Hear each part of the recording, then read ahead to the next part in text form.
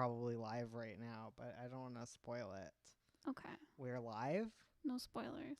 No spoilers. I'm just waiting for it to like actually look like I'm live, and then I'm gonna kill it, guys, with like the best opener you have ever had. What is it? It depends on. Oh, we are live. Hello. Killer opener, Bones. Is this my killer opener? One sec. Okay, guys, pretend. Okay. Pretend that the stream hasn't started yet. Okay. Okay. Okay. Here we go. Here's my lovely opener. Hello, guys, and welcome to another episode of Am I the Asshole for making my wife draw 3,000 pages of comics? Cast your votes. I'm going to go with NTA. She signed up for it. I didn't force her. How to deal with close deadlines. Hello, we are doing a Q&A stream because I didn't want to edit because J.K. Rowling exists and makes me sad.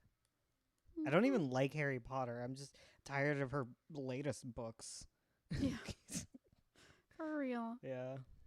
Next is 100,000 words on why trans people smell bad. Listen, okay? I don't even smell like anything. Okay, hello. How can I make my oh god, you guys are going at it with the questions. Oh my goodness. Y'all are ready. Hello.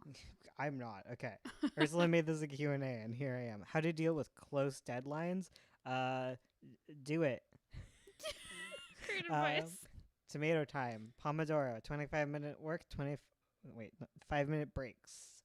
Just rinse and repeat. Make it bad. If you have a deadline coming up, what are you doing, you fool? You worry about your deadlines when they're like not impending. If you have like impending deadlines that are about to crush you, you may want to reconsider those deadlines and restructure from the beginning. Yeah, it's easier to handle deadlines if you they're obtainable, I guess. Yeah, if it's like a reasonable goal rather than like, I'm going to do all this tomorrow. I mean, sometimes an unreasonable goal is fine if you try to achieve it. I can't achieve anything, so I'll probably fall asleep soon. Congratulations, Andy. Sassy. I'm sorry, Andy. I'm proud of you. Go to sleep.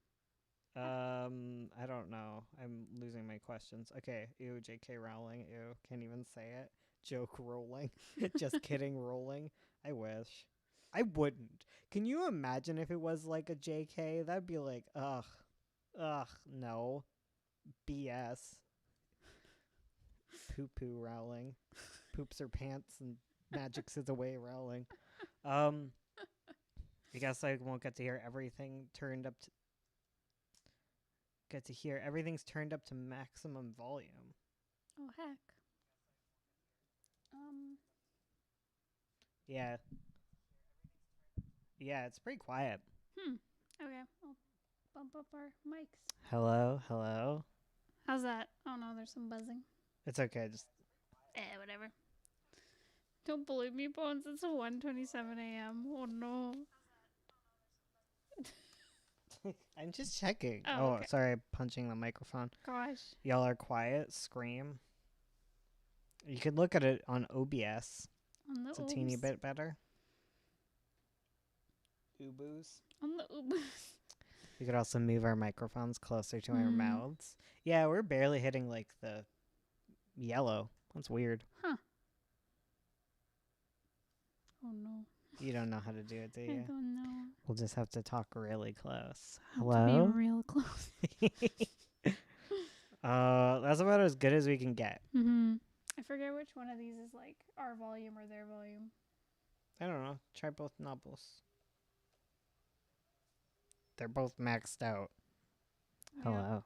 So, we'll just talk louder, I guess. Why is the stream at 1 a.m.? Explain yourselves. I told you I didn't want to edit a video today, so Ursula agreed that we do a live stream. Heck yeah. Little bonus stream. Do you have do have to make character sheets for side characters. You don't have to do anything you don't want to. That's true. Side characters, I rarely do, but Yeah. it character sheets are good kind of practice, and they're also good if you need them. They're kind of not a necessity ever. If you feel like you're disconnected to a character, a character sheet can be a good way to like flesh them out and work your way through them. But otherwise, like, you don't need to do them by any means. Bones is fine, but Ursula is so far away sounding. Classic. I'm sorry. That's just how I sound. Whenever I try to draw a comic, I'm scared not to get it perfect. It's never going to be perfect. It's never ever gonna be perfect. And that's Advice on okay. overcoming it is make a comic for the sake of making a comic rather than making a perfect comic. You know what's worse than having a crappy comic out? Never finishing your comic. So go do it, fam. Heck yeah. Totally. Just focus on finishing it. Don't worry about it being good. Yeah. Which is very hard. It's easier said than done. Do a little at McKay and Gray, and I can answer your questions better. I can find them a little better. If you're choosing between two short comic ideas, is it better to choose the easier one to draw or the one you have more motivation for? The one you have more motivation for. That's the one that's going to be easier to draw in the actual long run. You know, do whatever, especially with a short comic. Sorry, I thought I heard my phone ringing, but I think it's just, it's the essential worker parade thing. Yeah. The celebration. Yeah. The cheers Yeah. and clatters. How do you space out your comic? I'm not sure what you mean. Does a magical girl transformation make sense in an adventure? A wizard adventure? Hell yeah. Yes. Always. I mean, magical girl transformations never make sense, so put them everywhere. How do you develop your character's powers from a concept? I'm trying to make a magical girl connected to the moon, but I am having issues developing her powers. Avoid cultural appropriation. Step one. Because if you're adopting something from like an oppressed, marginalized culture, like, be careful there. Just look into the moon. Like, you know those things you do like in like grade 1, just like brainstorm charts, like literally do that. If you need to actually write it down, that's cool. If not, whatever. But like, you just write moon and like, what are things associated with the moon? Like tides, werewolves, lunar phases. There's the whole Wicca thing of like mother matron. What is it? It's the maiden, the mother, and the crone. Yeah, there's that. Yeah, and then you get those little things, and you're like, okay, tides. How would this relate? Yeah, you just keep getting smaller and smaller, and you look down each route and see which ones you're interested in. I think a good I have a video where I went through my entire magic system for 9 point. So yeah, I'd look at that video because I went in depth on how I developed a system based on cats. Sorry, my brain was like Cats the musical. Yes. Yes.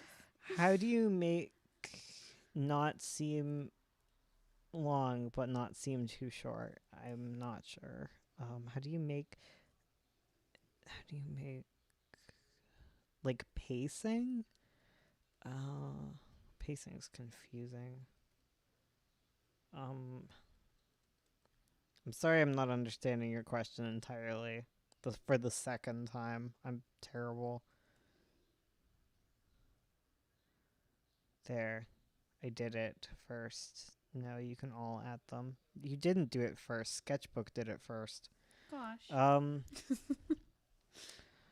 So sorry, this is straightforward. I am curious since I'd like to write a comic myself. Do you come up with the story scenes yourself or do you work with a creative team of writers? I do it all by myself.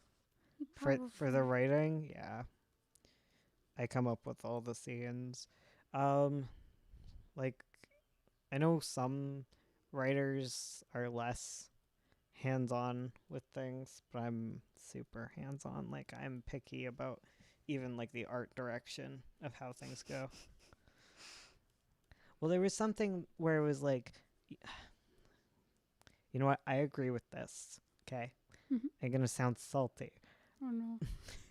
Bring it but on. but I agree with it for the most part. I just don't agree with it for myself, so I got mad. Where it was just like, artists are also the writers of the comic, and I was like, shut the hell up. Where it's like, yeah, I understand that, but I feel like I have so much direction involved with it. Where it's like, yeah, I understand that you are, because the way I always see it is like because I do the direction of the comics, I always see you more as like the actors, where it's like you can imbue your own like motivations and stuff. But if I'm not seeing it right, like I'll come in and be like, I feel like you're acting this out wrong, you know? Totally. Yeah. As opposed to you being like another writer or director. I can see that. Listen, I exert my creative control. It's all that I can do. My world is falling apart. I am trans. Let me do what I want. What else? Okay.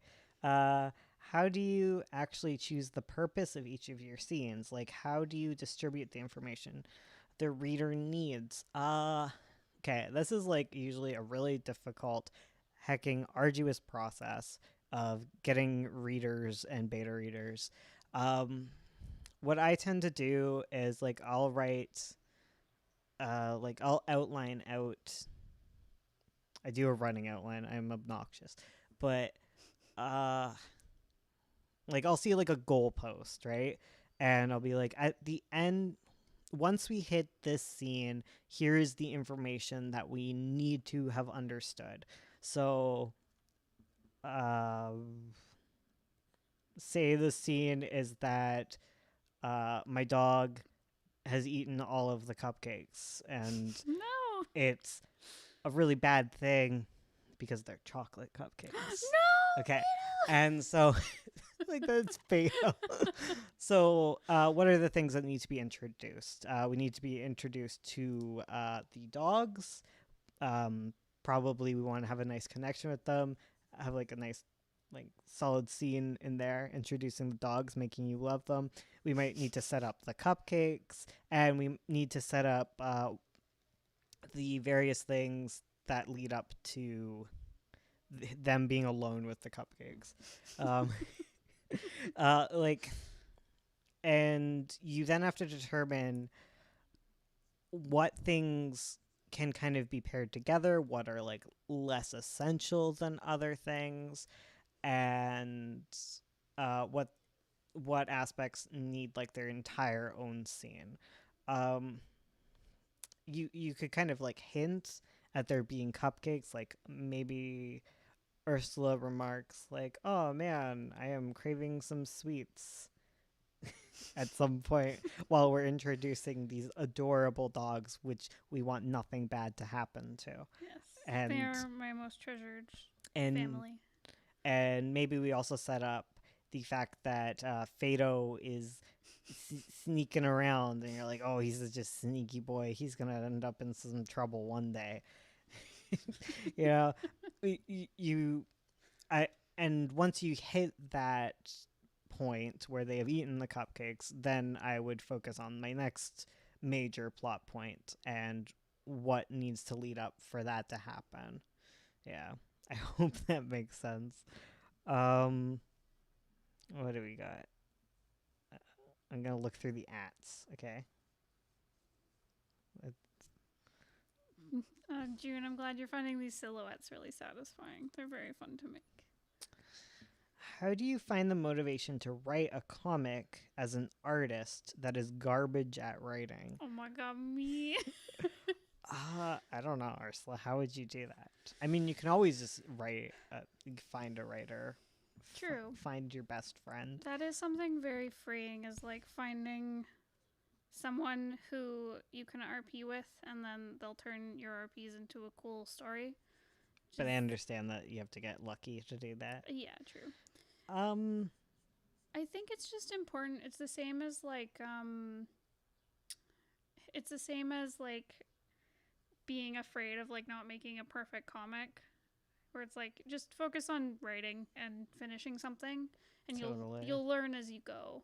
And always you can always look for like feedback or critique groups or beta readers if you really like need more eyes on it, if you're not feeling confident in your skills yet.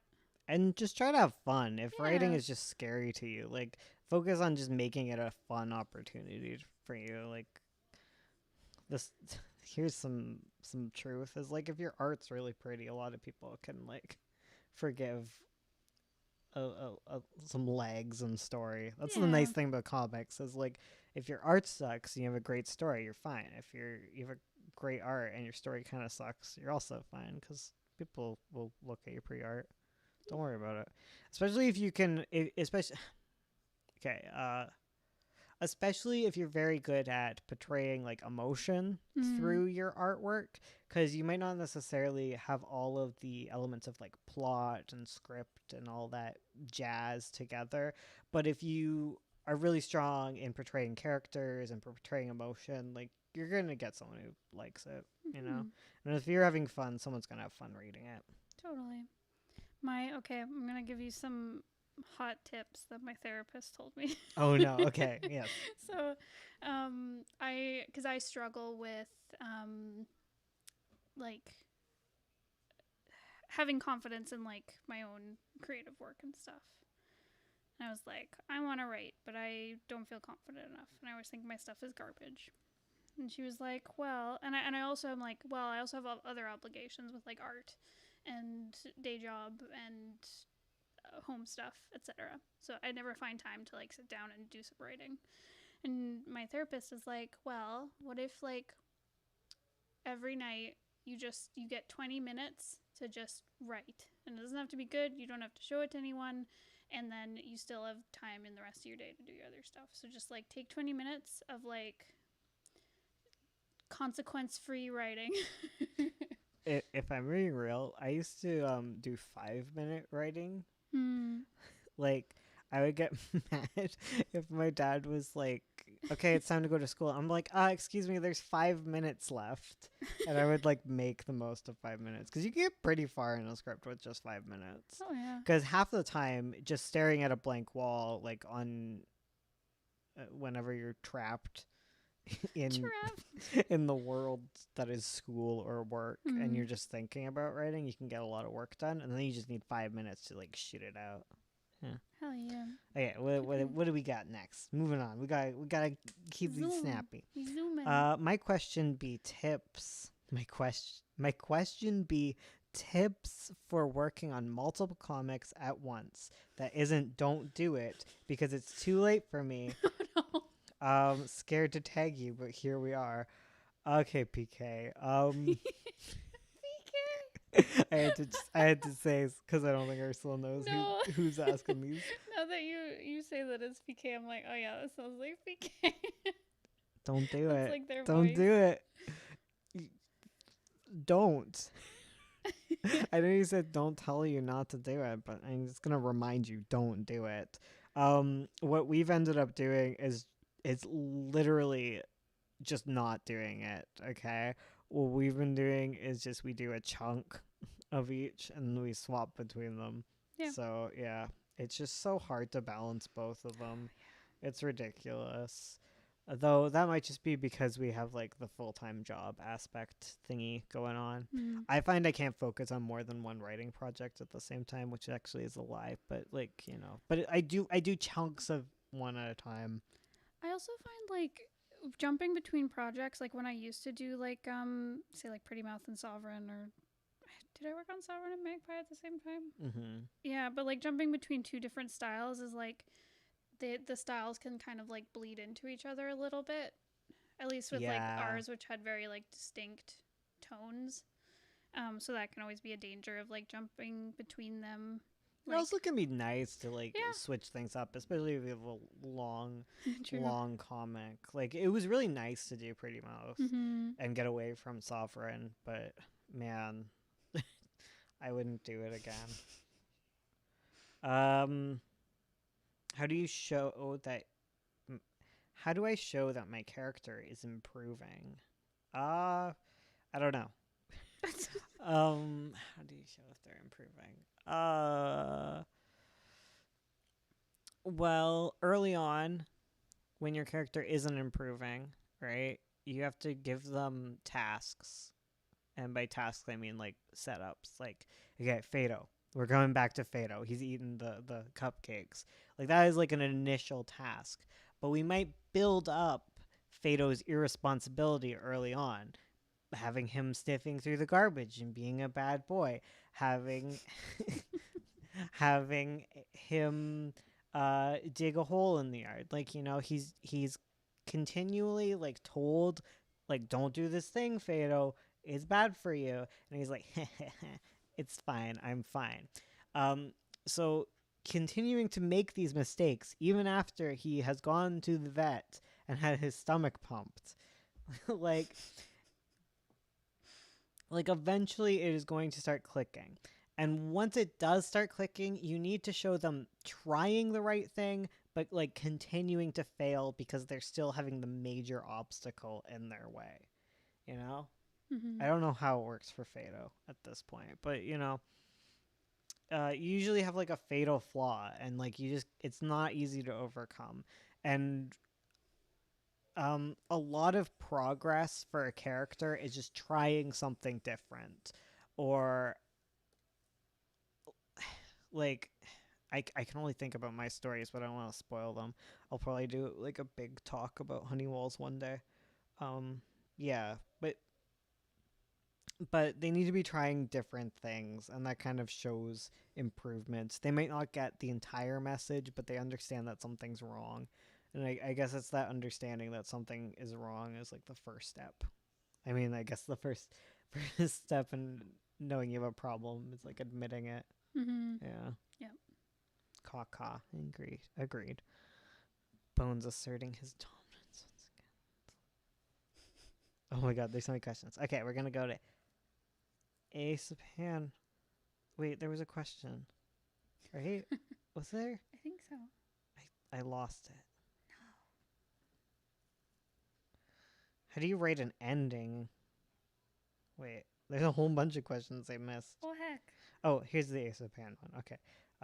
Is it better to draw in a style you think suits the comic better, or one that is faster to draw? Faster to draw.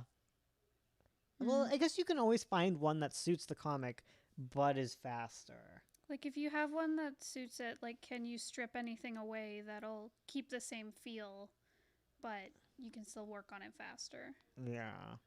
Because like even with 9 point, like I've had to simplify the painting a lot.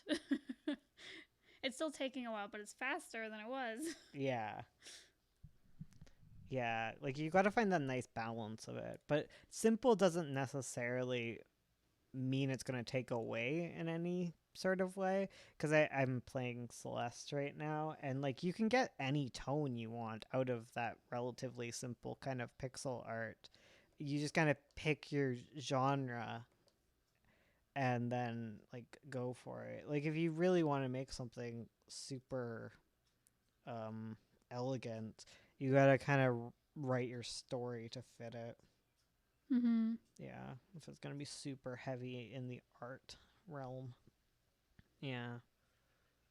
Just be careful. And also recognize that, like, again, I think we've told you this before, but, like, every panel doesn't have to be the same level of art style, quote unquote. Like, True. it'll all match a general style, but there can be more detailed panels, and there can be less detailed panels.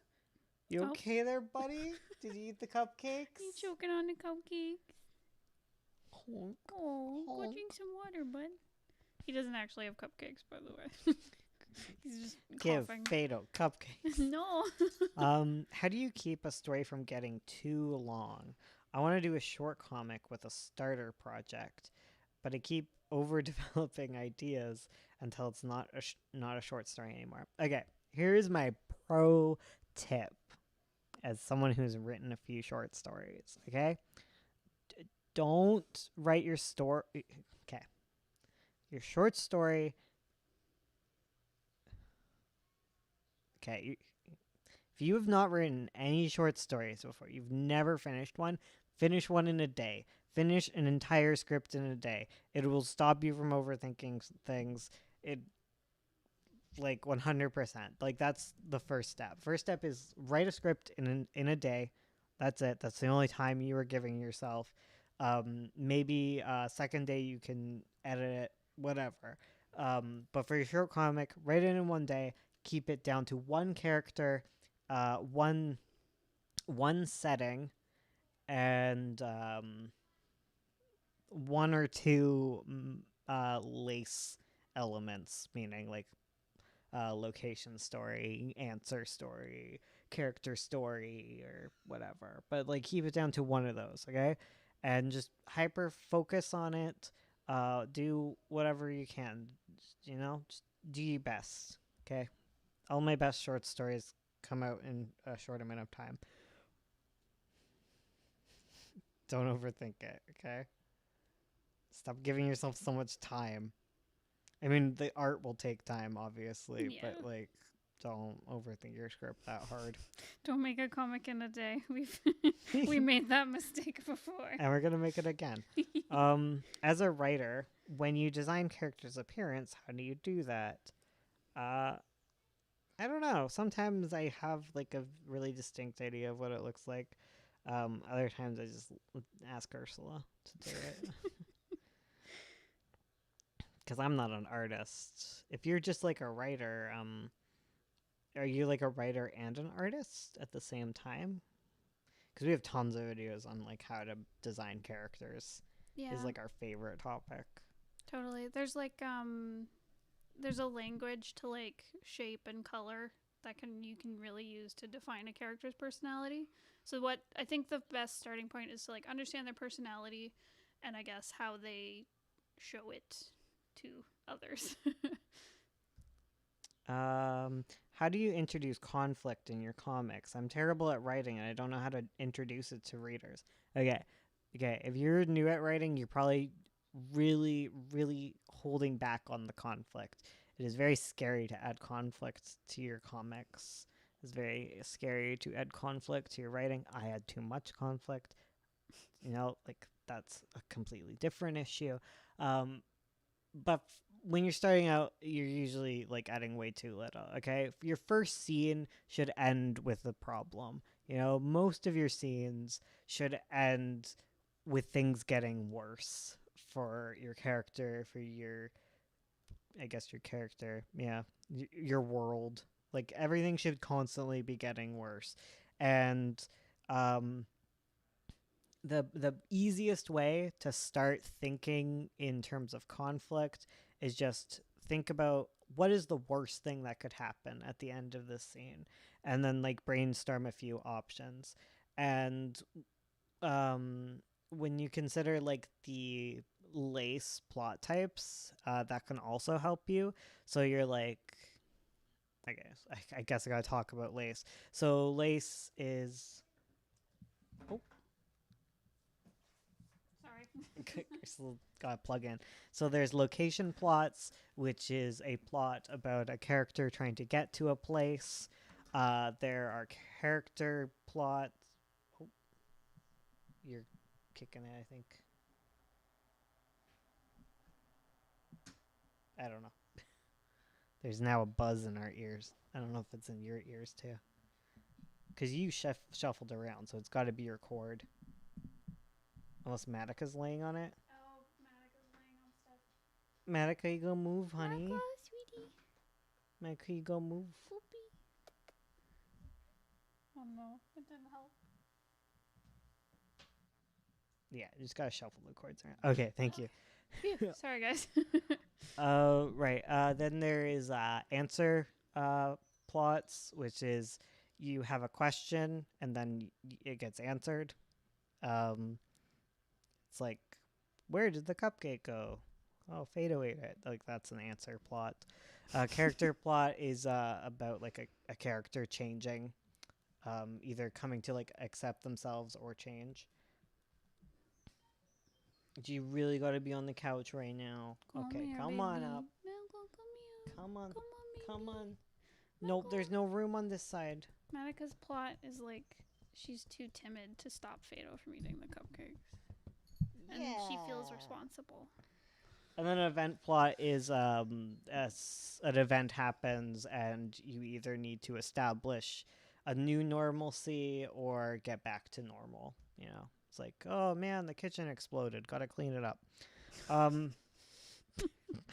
So those are the different types of plots. So when you're thinking about how to make things worse, you kind of think in terms of those plots. So you either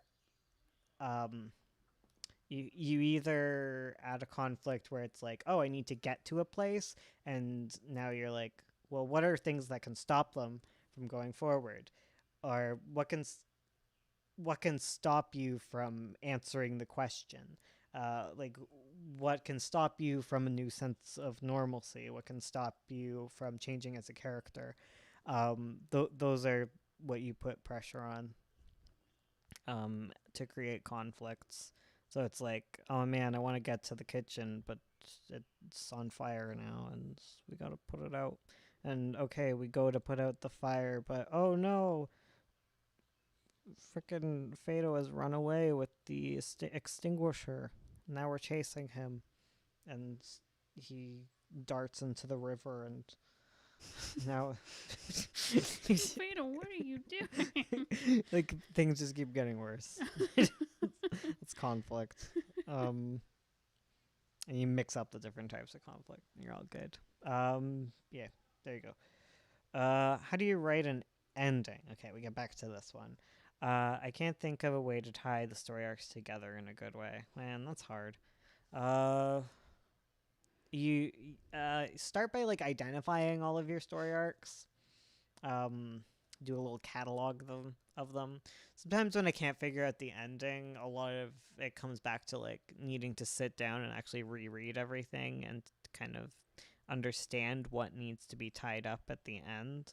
You just got to find a way to bunch everything together and come to the climax at the same point, and that's really hard. But yeah, identify all of those different like lace those lace elements, and try to resolve them in reverse order of when they came up, basically, like burger bun method. What do you do when you're overwhelmed with the amount of info, world and character that you need to hold in your head while writing? How do you get your creative flow with so much to remember? Man, I don't know. I literally don't have this problem. I'm gonna sound like a butthole, but like I can remember everything about my stories. You can make a Bible type dealio. Try to keep things small. Don't sweat the small stuff and edit that kind of information in later. Try to focus your story around those world building elements. Quiz yourself. Do study methods. Like I had to do study methods with Ursula. I had to be like, Ursula, please teach me the 9 points in order for her to remember all this stuff. That is nice. Just having like finding new ways to like explain it to yourself or others can really help. Yeah. Cement it. That's helpful. Yeah. If you can't remember it, like what hope is there for your readers? So make sure like the amount that you need to know is like I also digestible. I personally have this problem whenever I'm doing writing projects. I have trouble kind of like keeping all the plot threads together in my head. Oh, yeah. So I do the thing where like I'll write down important details in like a little notes section. And I also find it's just easier once it's all written and then you go through and you see kind of where like things need work. Editing. And it's easier to see like the whole picture once you have like a solid thing there. Yeah. Yeah. I'm just a butthole who, like, I know. yeah. You're It's too my powerful. ADHD. It ruins my life, but it gives me like power in this one realm. I hate art. Same. This is No, from I June. love art. Oh, One day I'm gonna pay June. some artists to art for me. What do you do? Oh wait, that's what I just read. Oh my goodness, we're getting good. I hope these answers are helpful. How do I show that my character has improved or is improving? Oh wait, I read that one. Yep.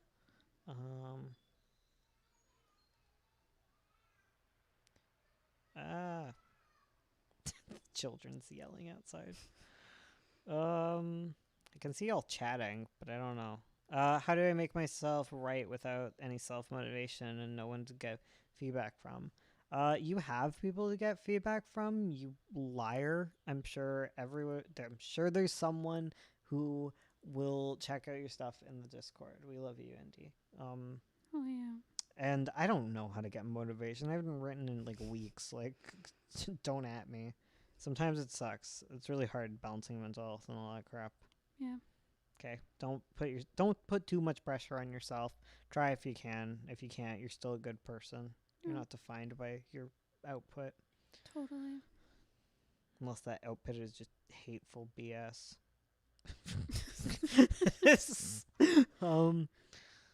I start with character designs and develop personalities from that design sometimes. Is that a bad thing? No. No, It's fine. that's fine. It's valid. That's great. Lace is scary. I feel like with Lace, like eventually one person explains it to you perfectly. I didn't get Lace until I did like an entire writer workshop on it. Hell yeah. Yeah. Okay. At me with things. Give me your question. Also Bones at me. Yeah, make sure to at me.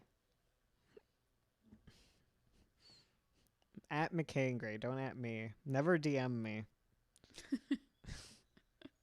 Okay, I know there's probably questions up above, but I've lost them. I have to constantly walk around when I write. How do you guys get the focus and patience to write a script? Tomato time. Mm-hmm. You just cut off your internet and you sit down and you kick yourself. You know? Get into a comfy position and put your fingers on the keyboard, and for 25 minutes do not remove your fingers from that keyboard, okay? If you go off, you lose the game. Doesn't matter if you write or not. Just if sitting down and actually attempting to write is your problem, like start with that step. Start with getting yourself to sit down, because eventually you'll get so bored of sitting there for 25 minutes you're going to write something. Unless you're really stuck, in which case, you know. Do you recommend having really short comic before a medium comic? Yeah, sure. Why not? Do whatever you want. I do a medium comic. I find short stories are really good for like leveling up scene building and very like important comic skills. But just by writing a short comic, you're not necessarily going to understand how to write a longer form comic. And if your dream is to write longer comics, I'd start with something more on the medium size. Yeah. With some of my stuff, I'm afraid it's going to get considered cringe and that it would fall into the trappings of bad internet OCs. How do I avoid these trappings? Don't write for the haters. Write for yourself. You know? Write what you love. Who cares if you cringe? We'll support you. Yeah. Like, if there's something you want to make, there's like dozens of other people who want to see it as well. Yeah. How do you keep your motivation? What is the best way to introduce a character? Introduce a character or a comic. How do you keep your motivation? You're never gonna keep your motivation. Motivation is a finite resource. It's fickle as all hell. It is fickle. It's like taking care of a really persnickety plant. You know, some people have green thumbs, some people don't. You know. Mm. How do you introduce a character? Depends on the character. If it's like a side character, sometimes you don't want to give them all pomp and circumstance. Um, uh, the mean answer is to introduce them succinctly and quickly. try to distill their essence into as few pages as possible. Just distill them down into a few words and a few drawings, and you're good. Okay, make them unforgettable. Just do that. Just do that. With a comic, you're gonna lean a lot on both character design and writing too. Mm. Extra fun. True. How do you get over the feeling like making comics is silly and childish? Okay, is Mouse silly and childish? No, it's No. not. There are plenty of super serious comics. Oh yeah. Adults make comics. You're fine. Okay. Every time I tell people I'm making a comic, I think it's stupid and I shouldn't tell people that. Man, comics are a huge form of art. Comics are like the first art. Mm-hmm. If you want to be that guy, but like those cave drawings, those are comics, right? Listen, man, they told stories, okay? It wasn't even like hieroglyphs. It was just like, here's a buffalo, and then they throw the spear, and then on the next panel, hits the buffalo. How to The make OG form of art, you know? You don't have to justify anything to anyone else, Hell no. especially something as harmless as making comics. Oh yeah. There's definitely a stereotype in like North America, at least, Yeah, that comics are for children, yeah. and that's not the case in other parts of the world. Like I know in some Scandinavian countries, there's like a big, serious like comic scene where they have like festivals that have like their own like beer that they make specifically for the comic festival. Yeah, like, but well, the thing about comics is they're definitely getting more and more appreciated. yeah. Yeah, they're becoming a lot more mainstream, Mm-hmm. a lot more acceptable. Like a lot of nerd quote unquote culture is. Mm-hmm. So don't worry about it. Yeah. Comics are lovely. They are. Is it good to make a comic that's not like how whoa? Sorry. Is it good to make a comic that is not like how other people in your fandom you like make comics? Like, would no one read it because it's too different from others, or would they like it because it's different? Okay, no one's gonna like a comic specifically because it's different. Like just being unique for unique's sake is an issue, but like weird comics perfectly fine. Oh, yeah. Like experiment, and again, like whatever you're happy making, just make that. Okay. Mhm. You know, what's a weird comic? Homestuck. It did fine. It's like mixed media. I don't even know if it's a comic, but that's what Yeah. we call it. Mm.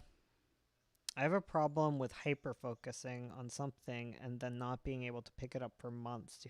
Oh my god. Wow, thanks. I feel called out by that. I literally don't know how to deal with it. Like I hyper focus all the time on like one specific thing, and then I get really far into it and then I stop.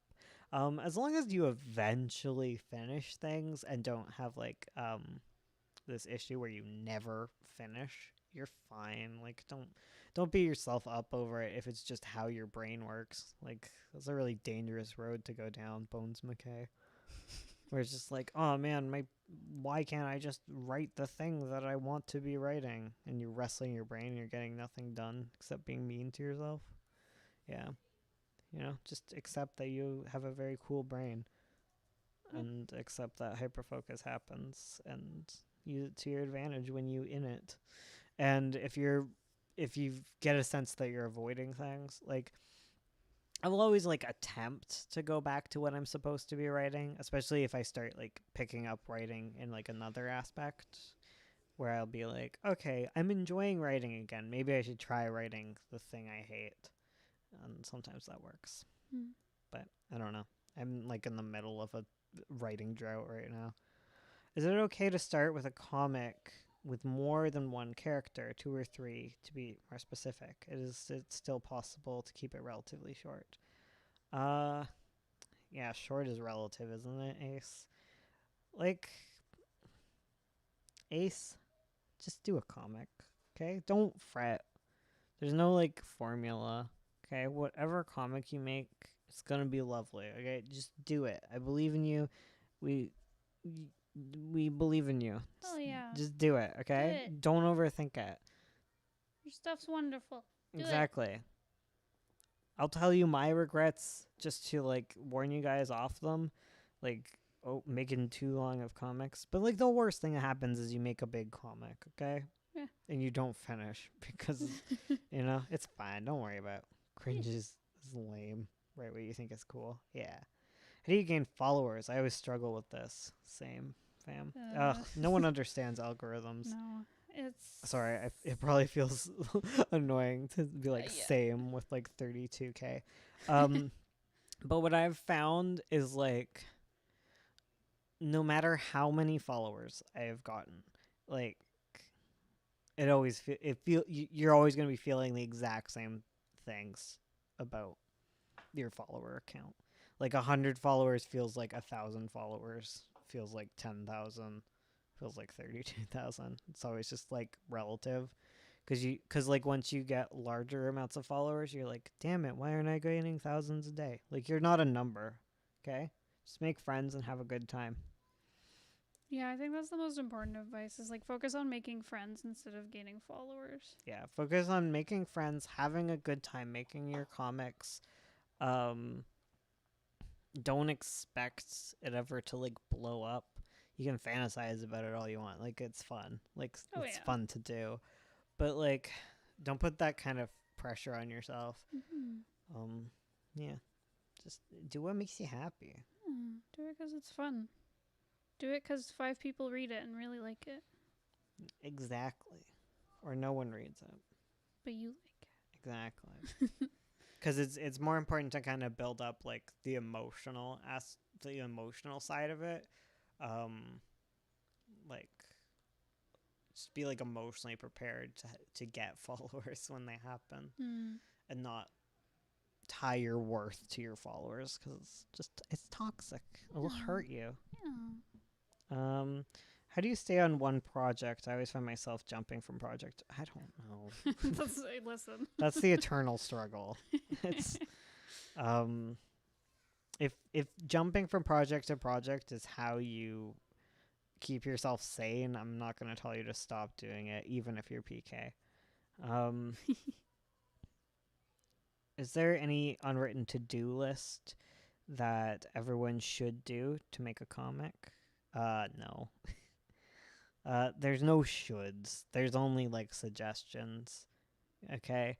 There's always going to be something that breaks the rule because it's art and you can't really quantify it, and it kind of sucks, but it's also great. True. Yeah. I just dropped a story I'd been developing for years because I lost the motivation. Now I can't think of anything to create, and I'm dying to write and draw an original story. What do I do? I don't know. Just write an original story. It's pretty dismissive of me, but like just go for it. Just put your fingers down on the keyboard and write something out until you like it. Okay? Don't get caught up in the details. How can I write a comic if I can't read? I don't know. Getting called out again. I can barely read, but like I like text to speech. It helps. Okay. What is the best way to introduce a character / comic? I feel like I've answered this one before. I think we looked at this one before. How do you choose what to put and how to compose a cover for a comic? Um. Hell yeah. Okay, so as for like choosing the content for the cover, it's really tricky. It depends a lot on like the genre you're working in, as well as like yeah, the genre you're working in, the tone you're trying to set for the comic, what your major elements are. Like, there's so many things that go into it. I would say figure out what genre your comic is. So if it's like fantasy or horror or romance or mystery or whatever, and look at similar comic covers and book covers, honestly, or movie covers, whatever, that are very similar to yours, and kind of see what elements. Hey, woot woot. Hello. What elements have like a through line for it? So, for example, like the one that always comes to mind is like romance comics, where it's like it maybe shows the main couple on the cover or the main character looking all blushy, or and it's usually like very pastel colors and pinks and sky blues and stuff like that. And look for kind of elements like that. And you don't necessarily want to like copy exactly what everyone else is doing, because your cover can also just blend in that way. But learning like the language of the genre and the tone that you're trying to set really helps kind of communicate what your story is to everyone. And as for composing your cover, make sure you put your text in, and make sure that your title text has enough room to be seeable. I'd say the first thing you want to put in is your freaking title text, your logo or whatever, and then draw the cover around that. So many of you take your title and you just shove it off into the corner, and I don't know what your comic's called, and it drives me crazy. I have another. How do you get comfortable giving advice to people? I got some bad imposter syndrome even though I want to help people. Man, I this is probably a better question for Ursula, because I've always had like this overinflated sense of like explaining things to people. I just like teaching. Yeah. Yeah. I think it's important to what helped me, especially like working on this channel where I feel like an imposter a lot of the time, is like remembering that teaching others is a way of like learning something yourself. And it's totally okay to maybe like give advice on one thing, and then you might learn that that thing is wrong, or you might get a better understanding of it through like teaching and learning and stuff. And it's okay to like come back to it and have different advice and be like, I used to say this, but now I think this. Yeah. Yeah. The fun thing about art is like you're all wrong. Yeah. And you're all No right. rules. Yeah. Whatever you say. Totally. Yeah. Yeah. Just don't be a dick. Yeah, just be nice. But it's also very helpful to know that like even someone who maybe like, say you're giving art advice and you're not very good at art, you can still understand the theory and give good advice even if maybe you're not good at it. I literally like cannot draw. Like I just but I'll advise people all the time. Oh, like yeah. I've just got mansplain energy. Like that's what it is. I got the testosterone and I gained the heck? ability to mansplain. Dang. Testosterone is cheat juice. Cheat juice. We've been working out and just he's gained so much more muscle than me, and I'm like, how dare you? my cheat serum. Cheat serum. No, but it wasn't testosterone, because like my most like popular video, well, my first popular video was like before I had tea. I used to be like way more like convinced I was correct. Now I'm just like, no rules. There was that too. Like early on, I always like, I know what I'm doing, and now I'm like, I don't know what I'm doing. Yeah. Now I'm just like, no one knows what they're doing. Might as well throw my hat into the ring.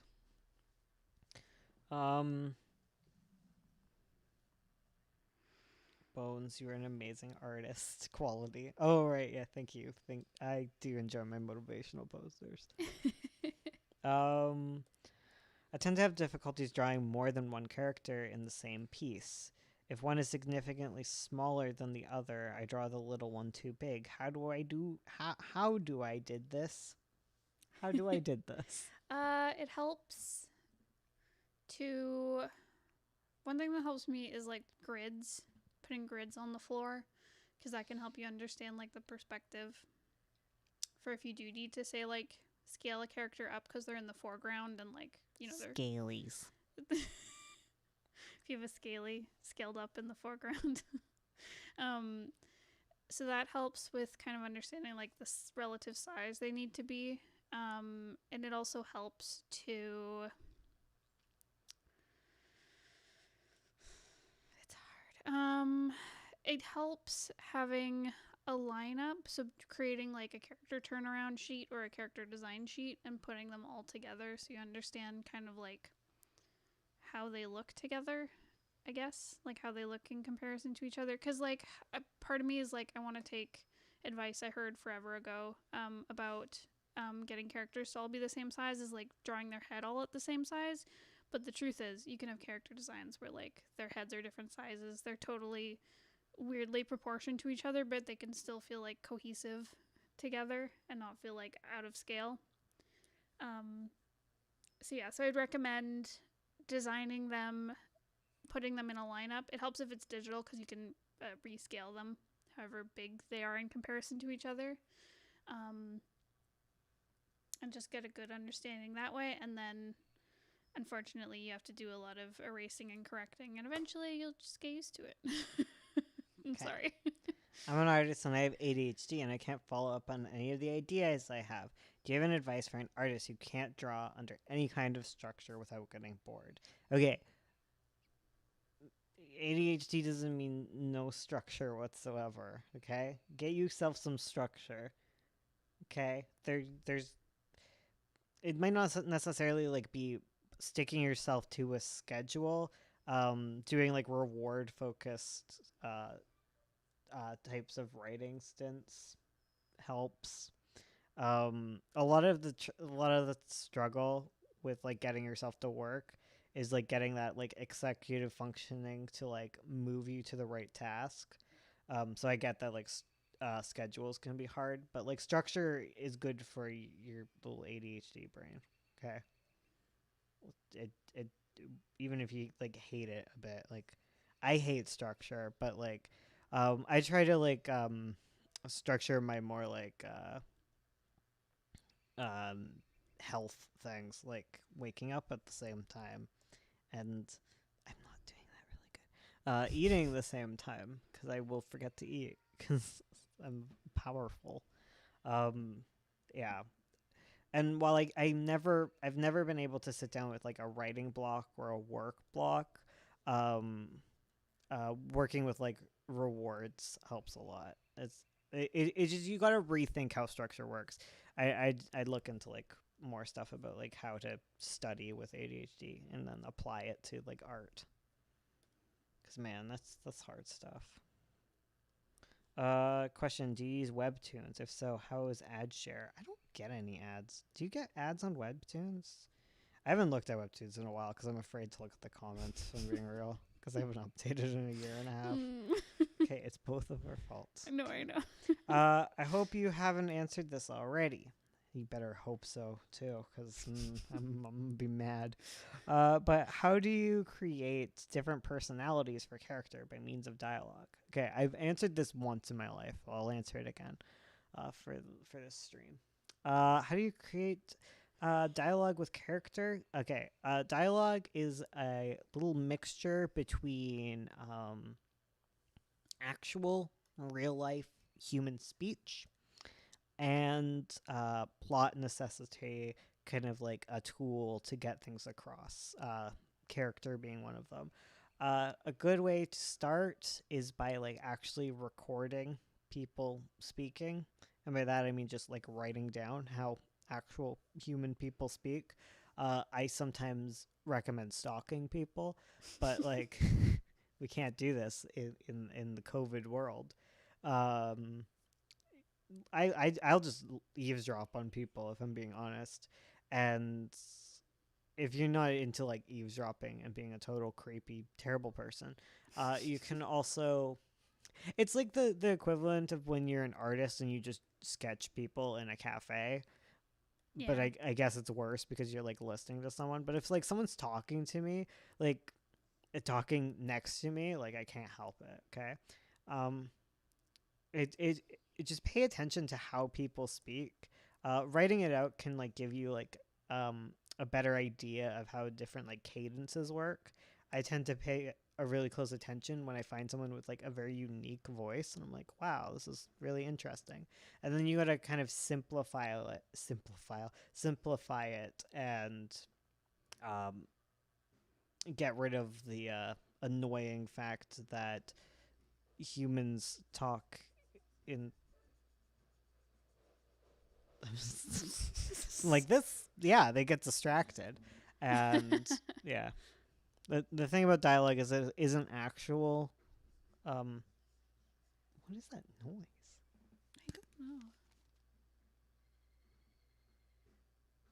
Oh, it's just like the neighbors. I thought it was Serena in her crate. Yeah, I don't know. So I got distracted. Adding character, but yeah, I'll make note of people with interesting voices, and then I sometimes will find like characters based on that kind of voice. Another thing is like lean into archetypes and then pull back. You know, make someone sound super grumpy and then pull back a little bit if it goes too far. Yeah. Hey guys. Thanks. Tips on drawing really old people. Draw little lines under their eyes. Perfect. Yes. Look at old people. Reference. Basically. And then it's basically how do you draw anything you're struggling with? Draw from reference, draw some realistic BS, get a sense of how it works, and then distill it down. Hell yeah. And also look at other arts and styles and how they draw old people and It's like, lean in. I guess a good like starting point to understanding how to draw old people is like, say you're like really good at drawing like 20-year-olds. So you like take that and you basically like you make their skin really loose. You could make their features like because like ears and noses get bigger? I don't know. I know ears get bigger as you get older. Though I think it's just skin loosening. Yeah. Yeah. Drooping. And then study how like wrinkles work and stuff. And like Pinterest is your friend for reference. It can be. Yeah. Not Instagram. It's also good to look at like posture as well because that can signify age. I'm droopy. You are. Yeah. Anyways. Do you recommend learning the basics? Yes. Yeah, of course.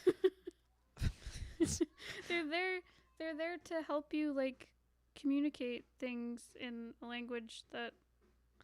Why, if you don't have time to devote to learn about it? You're gonna learn about it if you're okay. All right.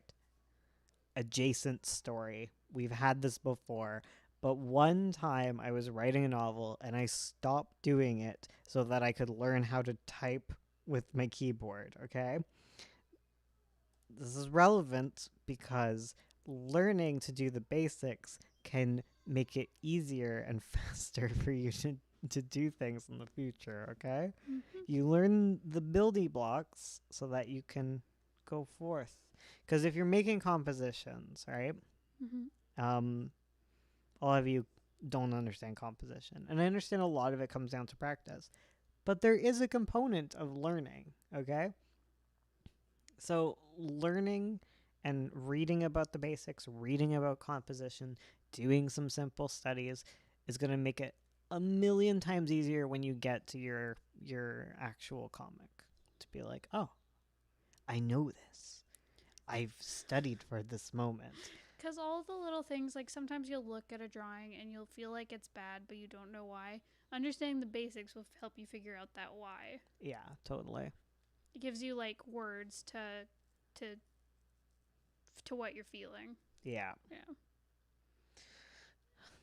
And you can work on the basics while working on your comic. It's Totally. not like I must study the art of the blade, and then only then can I draw my comic. It's Yes. like, no, you do them in tandem. You were always learning. You were always a student. Keep learning. Keep studying the basics. If you ever feel shaky, go back to the basics. Yeah. You know. There's really cool artists in the industry that I look up to, and a lot of them are like, yeah, I just go back and I do studies all the time, just when I have spare time. Yeah. Because you always gotta relearn things and keep stuff fresh. When writing a short story that's directly connected to my longer story, how would you deal with introducing your characters and powers when the main intro is in the primary story? Okay, if you were writing side stories, you only introduced you only introduce elements that are relevant to that specific story if you want it to be read alone, okay? Like don't bog yourself down in world building and irrelevant nonsense, okay? When you're reading a short story, you don't necessarily need to understand the magic system, okay? If the story hinges on the magic system, you might need to reiterate it, but don't overload your adjacent little sword story, short story with all of that information. Um, Instead, what you kind of are doing is you're rewarding your long term dedicated readers with little bits that only they will understand. And anyone who is just reading the short story gets to just enjoy the story. Okay, you want it to be enjoyable on just that level for someone who's just picking it up there, and you want your longtime readers to get something additional out of it in reward for their hard work. That's how you do it. Or alternatively, you don't give a heckin' crud about people who don't read your larger story, and you just write something where you need to understand it. It's just an additional little side story. Whatever. Scrubs. See you later. Okay? Yeah. Okay. Okay. Besides, it's really hard to like. I don't know. Whatever. I don't care. I really like my comic, and its idea, but when I go to process it and make designs for the characters and add more stuff and the plot and events, I feel stuck lately and unmotivated. Any tips? The world sucks. Okay, sorry, all of you coming to me saying you're unmotivated. Look around you, like like just look around you. We all know what's going on in the world. Give yourself a bit of a break. What might feel like, oh man, I can't write at all, might just be the weight of existence pressing down upon your shoulders. Okay, give yourself a bit of a break. For real, though. Yeah, be nice to yourself. The fact that that so many of you are unmotivated right now, I think it just speaks to like a general feeling amongst the world. Okay, like if you're motivated, that's great, and if you're unmotivated, that's also great. Because wait, that's not great. It sucks, but like just be nice to yourself. Okay, um, you don't have to work on your comic. It might feel like that because a lot of us are stuck in our houses right now, um, because of you know what. Like a lot of people are have a lot of free time, and when you have a lot of like free time to yourself, it can feel like you really should be doing work, but it's really hard. Okay, Yeah. especially when there's a disruption in your schedule, a disruption in your life. Like, yeah, don't be so hard on yourself. Motivation will come to you, and if if you are saying you're unmotivated and you haven't tried sitting down in your chair and writing yet, like that, I would suggest that. I would suggest try to sit down and draw. Give yourself 10 minutes to attempt to draw, and if you hate it, you don't have to do it anymore. I also find what makes me think of this is you're saying like you love your story, you love all your ideas and stuff, but when you sit down to say like design a character, it's really hard. I find just because you're not drawing doesn't mean you're not like working on a design. 100%. Because there's lots of times where I've had that problem where I sit down to work on a design and it sucks and it's not turning out and I hate it. And then one day I just see something where I'm like, that's it. And then it comes together.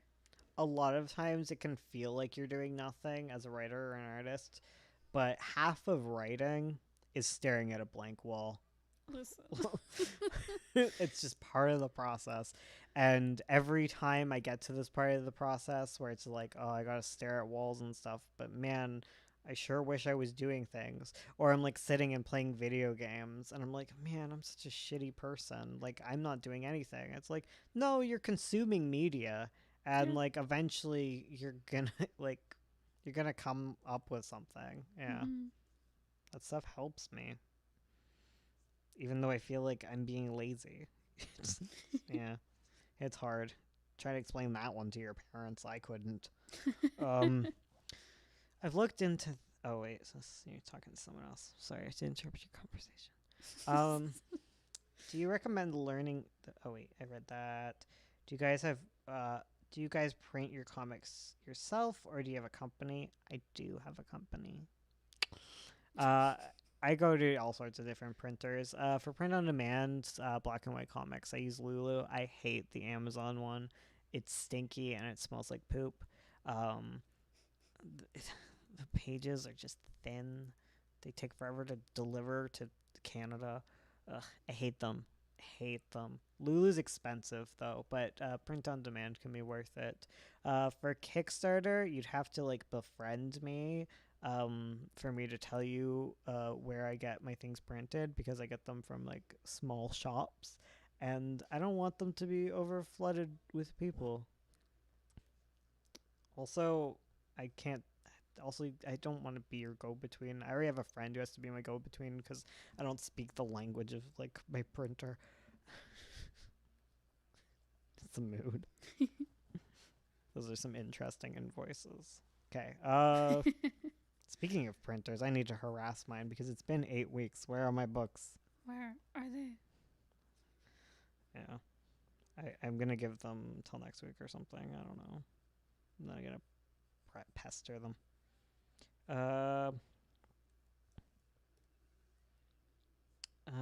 Felt unproductive in quarantine and thought I would learn stuff about making comics. Oh, that's cute. Thank you for finding us. Bless YouTube, for it has dropped us upon your lap. Any tips on writing something by deadline, a literal or self-set?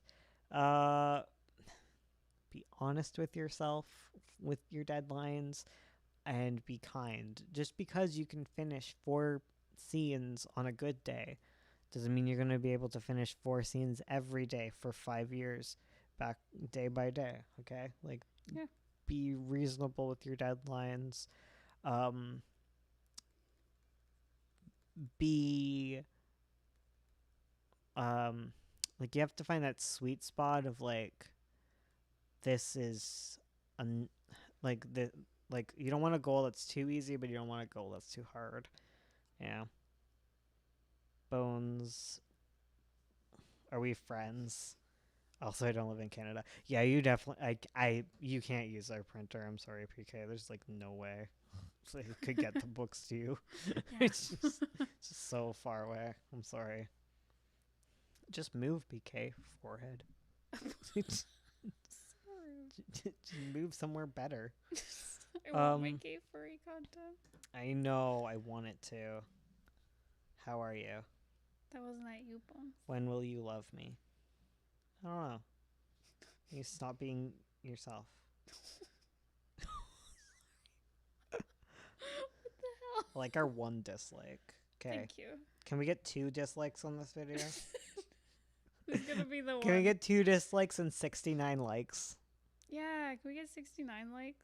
Yeah, we're like 9 away from 69, guys. Come on. Come on. Let's make it unwholesome. Let's make it a nice Kidnap me moment. to Canada, please. Sure thing. We'll stow We you got away. 7 dislikes. Yes, we got the 69. Yes. We're good. Okay, thank you. Thank you. Nice. No, Sony. Okay, thank you. But Thank come you, on. everyone. I like all of you who dislike. Also, thank you for the dislikes. Thank you. Bless.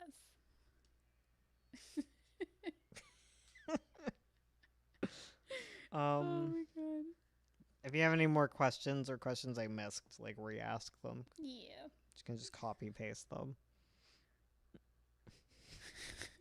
Shout out to all our hate watchers. Love you guys. Let's get 69 dislikes. Nice. On the plus side, Bones and Ursula, if you get me to Canada, I will buy out all of your merch. Oh my god. Thank you. I have like all these 9-point books I want out of my life. I want to hear No, 9 it's point. my basement. Country boys or city boys? I like all boys. Country boy. I love you. How do you avoid cliques? I am in a clique. Is it me, you, and Madoka? No, it was like the gay comic clique. Oh, yeah. Screw the other people in comics. The non-gays. No, the racists and the homophobes. Oh, That's yeah. the clique I don't want to be in. Yeah. Gross. Yeah. No, thank you. How do you get inspiration without copying ideas in the same way? Me. Mood. Just copy it and Who cares? file off the serial numbers. Literally. Everything is derivative. Nothing's original. You making it will make it unique. Honestly. How do you know when to cut corner making a background? Always cut corners making a background. Do it. No, if the background is irrelevant, you don't have to draw it. If it's establishing or relevant to the action, you have to draw it. Your artistic mileage may vary. Do you find it difficult writing romantic scenes as an ace person? I do. I don't. I write a lot of erotica. I just took the plunge and got over myself. Someone said you can make money writing erotica, and I have found I make more money on YouTube than writing smut. So I don't do it as much anymore, but you know. Do you need romance? That's true. You don't need romance. Can you stop? Oh my god. She's knocking my mic. She's just like slunk off the couch. Oh no. Madoka. Oh no. Okay. Get Oh no. Oh no. Mabel. Goodbye. I got you. She just like slid off the couch and destroyed the cords. She's never. She knocked. Well, I had to. Madoka, don't go in there. No, there's no room. Don't go in there, Mimi. No. Okay, she's being banished to another room. Goodbye, Madoka. Can I get some dog emojis in the chat for Madoka? She knocked my microphone over. Did she? Yeah. Oh my goodness. She was knocking it. It was falling over into me. Oh gosh. Like, as she was digging beneath the thing. I was like trying to stop the microphone from. Where's my headphones? There they are. Oh no, we gotta move the cords. They're all buzzy. Oh, they're buzzing. Hello?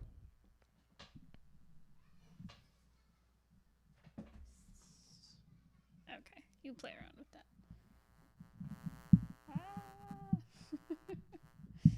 Thank you for all the dog emojis. Oh, I didn't realize they're little Shibas on YouTube. That's so cute. Little Shibus. Oh my god, that buzzing. Oh, there's a poodle. I think one's a pug. Very cute. Thank you. I'm fine writing romance and stuff, but I also enjoy reading it. Like, I think it depends on how much experience you have with romance stories more than your orientation. Heck. That's true. There are parts you can learn a lot about romance from reading romance stuff. Hi. Yeah. I'm sorry about the buzzing. I give up. Madoka just ruined it. Madoka. She just dug under there, and oh my, what was she doing? She was like, I will be under the coffee table. Goodbye.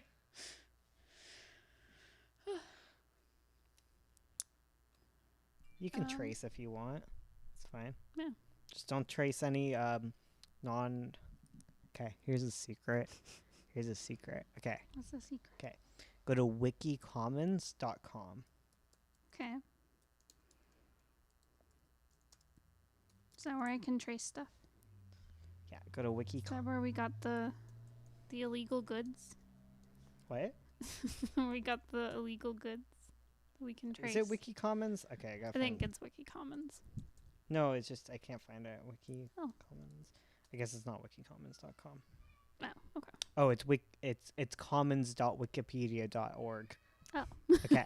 But if you go on there, everything on that site you can legally trace. Okay? Oh, hell yeah. You can legally trace it. You can put these images wherever you want. They're 100% open source. There you go. That's what I love. Love me some good open source. So if you want to look up hoary bats, you got it. You got them. I know what a hoary bat is, but my brain's like, wow, don't kink shame those. don't slut shame these bats. What are these They're images? good bats. The one image. Okay, I'm gonna give you guys can do whatever you want with this image. It's 100% royalty free. Please trace it. Oh wait, I keep pressing the wrong buttons because. Oh, copy image address. Okay, I'm gonna give you guys the image of the hoary bat. Okay, it's yours. There you go. You can trace whatever you want. What's this Go ham dishing? wild. Unsplash, Pixabay are also for getting Creative Commons images. Exactly. I don't know what those bats are, so that's what I thought first. Lol. It's HOARY. Hoary is a color. Yeah. Yeah. Much like tawny is. Yes. Tawny always makes me think of like scrawny, but it's like a kind of brown color. Yeah. Isn't hoary like a brown as well? Yeah. It's different. There's hoary marmots. You leave those marmots alone. How do you rate your characters as their own person and not yourself? Every character is literally just a part of you. I'm sorry. You can't avoid it. Just embrace it, okay? Embrace it. Embrace the fact that every character is going to have some aspect of you. And you can lean into the differences, but like lean into your own experience, man. Yeah, man. Yeah, man. Yeah. Totally. I think it's my microphone that's Yeah. buzzing. I think so. I think Madoka just like bent the cord somehow. Yeah. Oh my god. Bzz.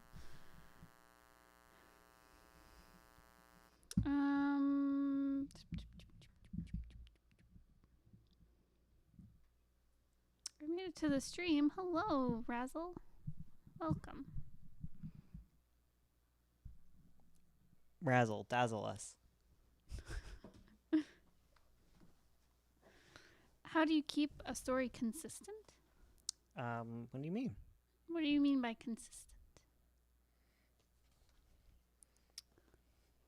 Bones' microphone said, "Save the bees."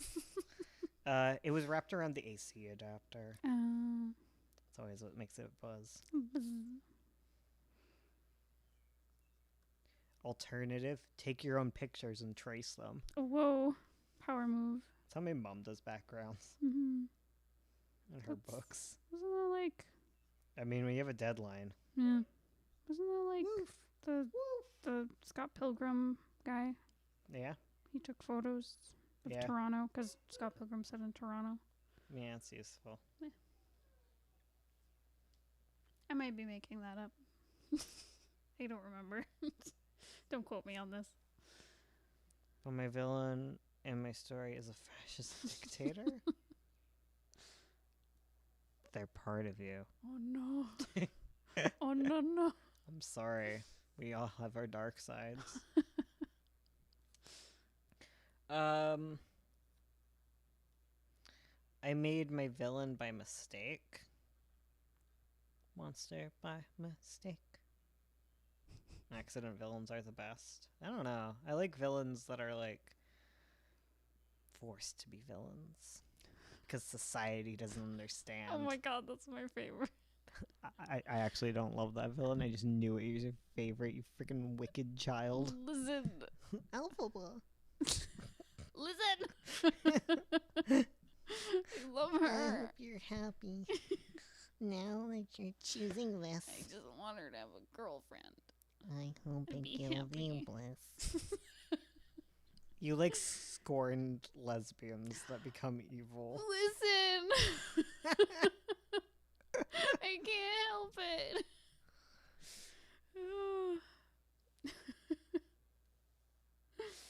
Oh no. Yeah. Anything else? Any other questions? If you have a answer, how do you write villains that are just likable that the reader can see as normal people? I don't know. I guess like the same way you make any likable character, just make them relatable, funny. Funny's a really good one. People Yeah. like funny characters even if they're awful. Yeah. Make them the uke. Evan. Cough cough. Uh,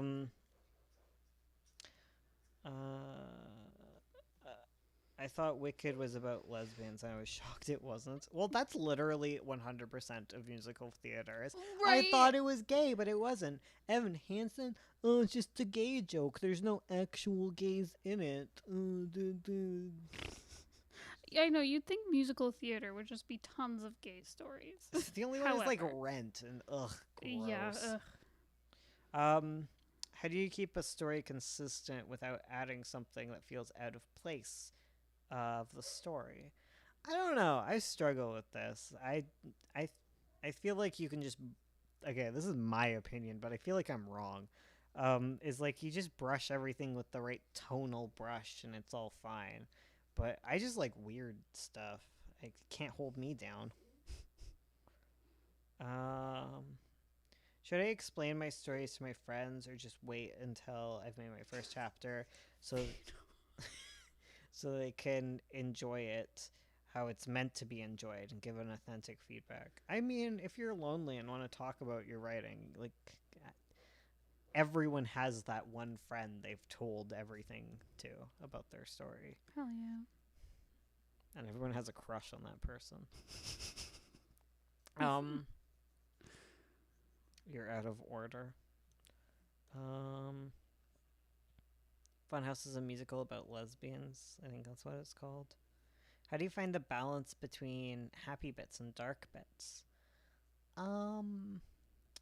However you please. I think it comes down to personal preference. Some people like really just oppressively sad stories with no shining light whatsoever, and a lot of people, like myself included, advocate for like adding a bit of lightness to kind of make the darkness more like stark. But I think both are actually valid. Like my personal preference shouldn't dictate like what makes a good story. You know, and it really comes down to what your intention is with the story. Like, add as much darkness as you want, or add as much lightness as you want. Some people don't like stories that are all happy, all fluff, but you know, sometimes we need that in this dark, oppressive world. It's true. Perfectly valid. Goal is to share with the world. Very good goal. Gotta love the feedback your non-arty friends give you. Yeah. I mean, they can be helpful. Yeah. Is there a limit to the questions we can ask? I don't know. You get one. No, you can ask as many as you want. I don't even know who's asking these questions, to be real. So like, you'll get away with as much as you want. You spelled McKay wrong, but I see your at anyways. I like happy stories, but I also want to talk about mature topics like mental health without it not being kid friendly. Any advice? You can talk about mental health in not super dark and edgy ways, you know? Yeah. Yeah, if you want it to be kid friendly, I just look into how they handle that stuff. Mm-hmm. How do I future proof a long story I've spent a lot of time planning and want to get started making it to avoid writing myself into a corner later in the story?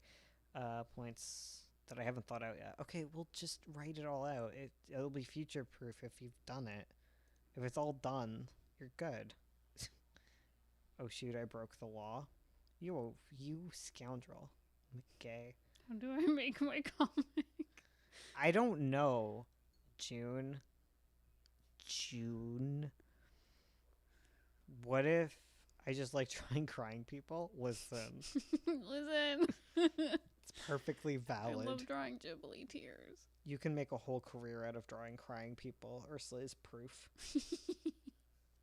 Now I'm branching out into crying cats. What should I do when I want to make a sad story, but I generally feel bad about making my characters suffer and struggle? Are you even a writer? Like, come on. Suffering is fun.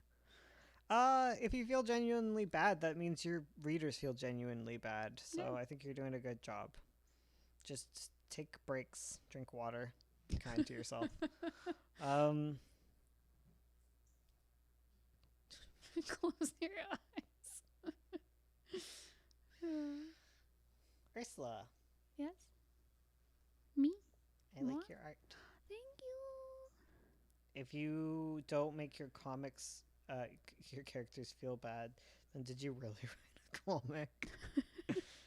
You have, because we just mentioned that you can make happy stories. You can make fluffy stories where everything's fine. Get into funny vids of people getting hurt.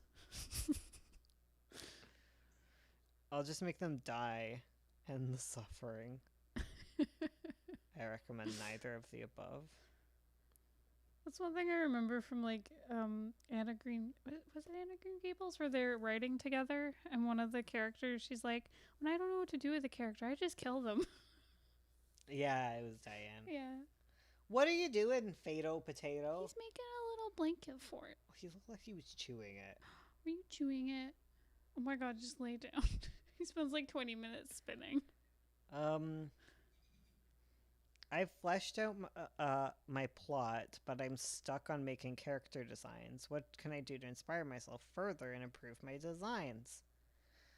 Oh, we have so many videos on character design, guys. Just look character design up in our thing. I swear we do. It's like our only topic. If you're struggling and unmotivated, again, we've like talked about it today. Is just keep letting it percolate. Yep. Sometimes just looking at stuff will help. And sometimes just give up. Eventually, you'll just get used to what you've designed. That is true. There's also sometimes it is what it is and it works. And it's fine. Your expectations will never be met. Oh my god, me.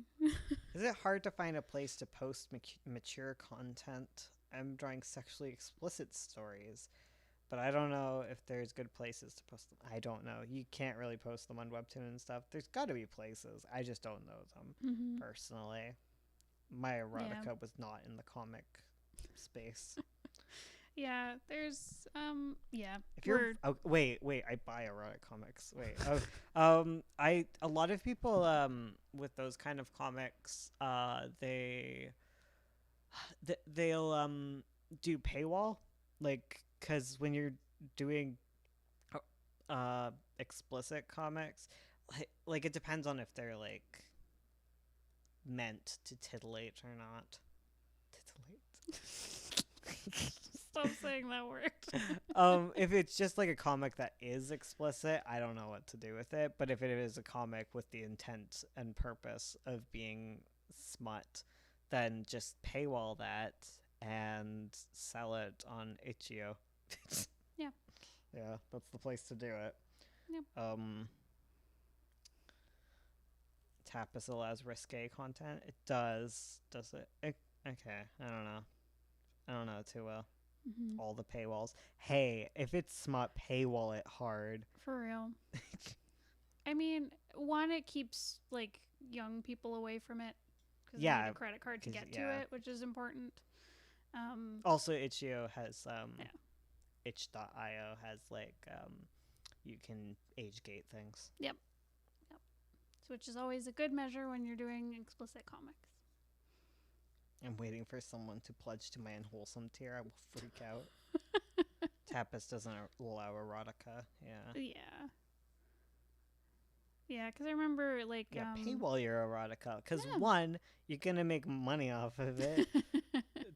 Two, it's the easiest way to host it and yeah. gate it. Unless you want to do, like, your own site. I know it can be hard to print smutty comics. That's true. A lot of printers will not do it. That's true, but just make money Yeah. on your smutty Digital. comics. Not erotica, all just more mature content than Webtoon. Mhm. I don't know. You're probably better off doing like your own site. Mm-hmm. Definitely. Bones and Ursula wholesome comic, Aunt and Uncle. Have you Also read Bones Pretty and Mouth? Ursula. Oh, Lord. Have you read Pretty Mouth? That comic is so Where is it? unwholesome. Sounds like it's beside you. It's at the computer. Yeah, well you Okay, I'll go. Here, you draw. I don't want to. That's our whole relationship. That's my alarm clock. Here's how to make money off you smut. Hey, Amazon, get on that. If you're a writer and you like writing short stuff, write you some smut. It's fun. How would a comic with multiple artists get produced? I don't know. It depends on. Sorry, I'm sorry. It's the night is long and I'm getting snarky. I apologize for my sass. This boy. It really just depends on how you divvy up the work. It is entirely up to you. Okay. You can divide it by like sections. You can divide it by pages. If you mimic each other's styles, one of you can do the backgrounds if one of you hates the backgrounds, or you could just do like one of you inks, one of you colors, one of you pencils. It's however you want to divvy it up. It's your no rules. No rules. Pretty Mouth was a bunch of raw chicken but crying death. Oh, I was looking for the source of that alarm. Yeah, it was us. It was us. Snarky Bones. Bones is cute but savage. Thank you. I appreciate that. Yeah. Yeah. Yeah. Yeah. We're probably gonna do a lot more streams this week, this next 4 days, because Ursula has it off. They might be on Twitch, though we can't listen to music on Twitch anymore. What? Yeah, They changed the cracking rules? down on it now. It's a whole thing. Ugh, that's so annoying. Bonesy woo. It's a rare sunny day, and I want to go outside, but I can't leave the stream. Help. Ugh, mood. Except for sunny day, it's a chilly day, and I'm living for it. Do you think sites like Tapas and Webtoons allow like comics that have characters make out, or just kissing got to be 100% wholesome? I've had making out I've had people's faces get ripped off and people have sex on Tapas. Like, I don't know what the rules are. I would rather plead forgiveness than ask permission. That is Listen. that's a strategy. Yeah. Please stream. I love them. I love you. Aw. How much saliva can we show? None. I don't like it. do it. I read do a comic it for on me. Tapas that was full on smut. They just censored the parts and they got away with it. Yeah. That's bold. I have also seen full on smut on Tapas. As long as no one ats you, you're fine. I don't know. Webtoons is No smut. Do it for Ursula. No smut summer. keep your pants on. Do it for Ursula. Tapas measures saliva by liters. No. No, I don't like that. Then it's down with your comics. Yeah, 1 liter, and you're done. That's a lot of saliva. That's so much. It's a gross amount. Pants on for Ursula. Thank you. Don't even shower. Yeah. No, shower in your pants. We don't want you dirty. Yeah. Like, Double how do you clean think it. you clean your clothes? I like to shower in my underwear after a workout.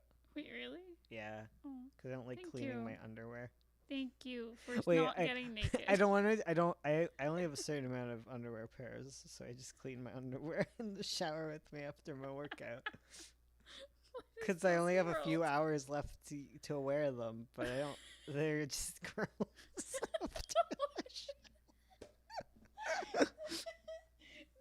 I don't like this anymore. They're also like sports underwear, so they dry really quick. Because they wick off the sweat, but I don't want sweat in my nethers, so I wash them with me in the shower. Oh my god. What is this comment section rated? It's rated no swears, because if you guys start swearing, YouTube is way more likely to catch you guys swearing than us swearing. Because if I say an F word right now, the YouTube censors aren't going to dig 3 hours into this BS to catch me. But if you guys drop an F-bomb, then it's all like, I see that your chat is swearing. No money for you, you dumbhead. Yeah. P. I removed the swears. I'm very good. Yeah. Good. Thank you. Exactly. My mom's gonna ground me. Help. Go to your room. It's time to disable catch. Demonetization is real. I don't know. I've only been demonetized a few times. I've never really gotten a video demonetized. I've only really gotten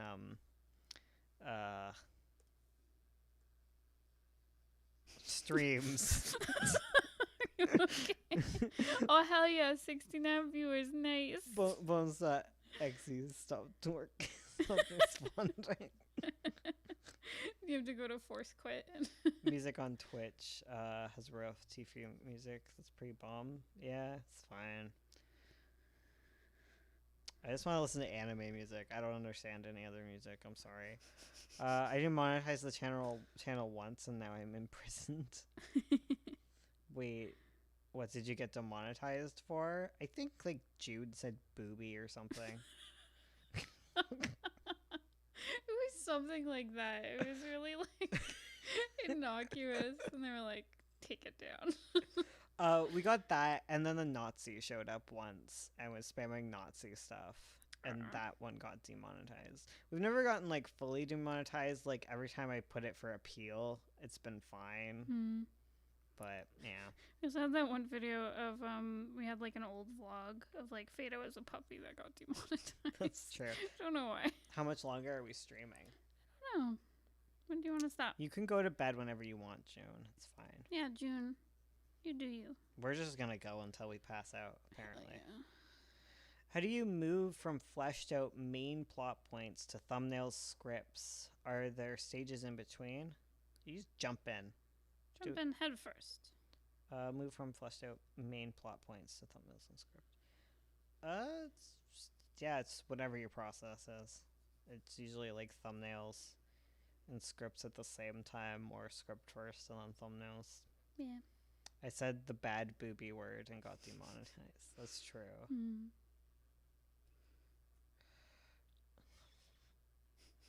I can't sleep until the stream ends. That's a rule. I mean, okay. Remember that one time we did a 24-hour stream? Ursula was like, "Hey, I have a vacation for 4 days. What if we did a 24-hour stream?" And I just worked on 9 Point. And I'm like, "Did you remember what your comics looked like after a 24-hour stream?" "No, we're not doing that." And she's like, "Fine." fine. I I wanted to guess. relax on my vacation. Thank you. And I'm like, yeah, that's why we're not doing a 24-hour live stream. You freaking. I just get butthole." big ideas with a capital B. Also, you have to like wake up super early. I know, but I just want to be free. Comic stream till the break of dawn. Can you make more detailed video on backgrounds? I think there is a video on backgrounds. I did but one. Maybe. Yeah, I did one where I did like an in-depth, like here's what I do for my comic backgrounds. I think there is one where she like actually took through. Mm-hmm. How are you supposed to organize a page? I want to write a comic, but I don't know how to make the pages look like depending on emotion, mood, and scene. Oh, I would definitely look at, say, like the script page that you have, and figure out, because every page has like, I guess like a thesis or like a point you're trying to get across. Like, what are you trying to show specifically here? And figure out whatever that is for that scene, or not that scene, sorry, for that page, and figure it out. So, for example,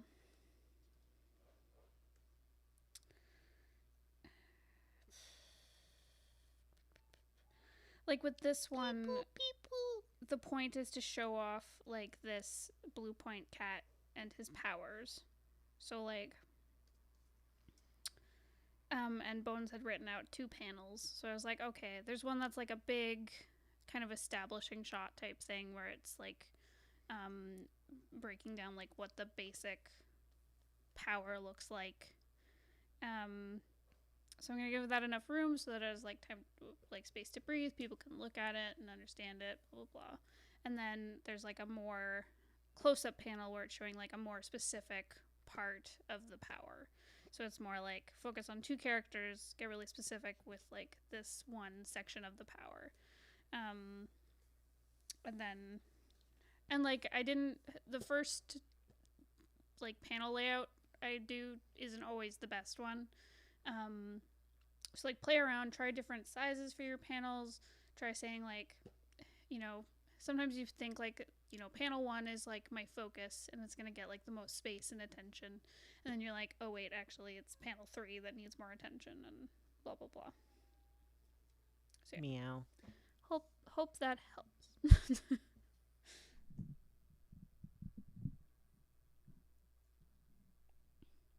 The last 24-hour stream, I passed the heck out so fast. It's true. It's true. It was hard. Yeah, I wanted I like to that our internet was pass just out. breaking the whole time too. Oh, yeah. Oh, God, I can't even imagine what it would be now. Why? I find, like, there's parts of the day where the internet just disappears. That's true. And I think, I know people at my work have been saying that, like, just all the internet consumption everywhere because everyone's home and all their kids are home, that, like, everything's kind of being stretched to the limit. Heck. I'm now just browsing Twitter. I'm sorry, guys. Do you want to sign off? No, I'm enjoying my time with y'all. I'm Okay. ramping down, apparently. Oh. What type of script do you use? Scene by scene or panel by panel? I do panel by panel with, like, page. E. I also have scenes. I don't know. This feels like the 24-hour stream, to be honest. It's true. It's a vibe. My voice was, like, literally dead after the 24-hour stream. Yeah. Yeah, we did. We did do a 24-hour stream. If you're feeling wild, you can watch it. Like, it's archived on our channel. Yep. If I stay up for 5 more hours, this will be a 24-hour stream. So the stream is my life, and I am living it. How do you work with camera angles in comics? I don't want perspective looking boring. Or change too much. Remember the 180 rule. Mm-hmm. I don't want to describe it. It's hard. And recognize that your camera angle kind of creates lines of motion. Because like the camera angle creates like a line of movement. Like the current angle on Ursula's thing is moving the page forward, right? Like if you drew an arrow of like where the camera angle direction is, it moves you to the next panel. Can you draw an arrow Sorry, of like the camera angle? the camera angle? Yeah. Like Where's draw the camera? where the camera is? Yeah. Sorry, just grabbing a new Draw a layer. little arrow. It's like the movement. You know, like camera angle creates like a line, like a. Oh yeah. Yeah. Yeah. So like, oh, I've been put on the spot. I guess like, so like my lens would be like, I don't know. Because it starts at the focal point and just pulls out.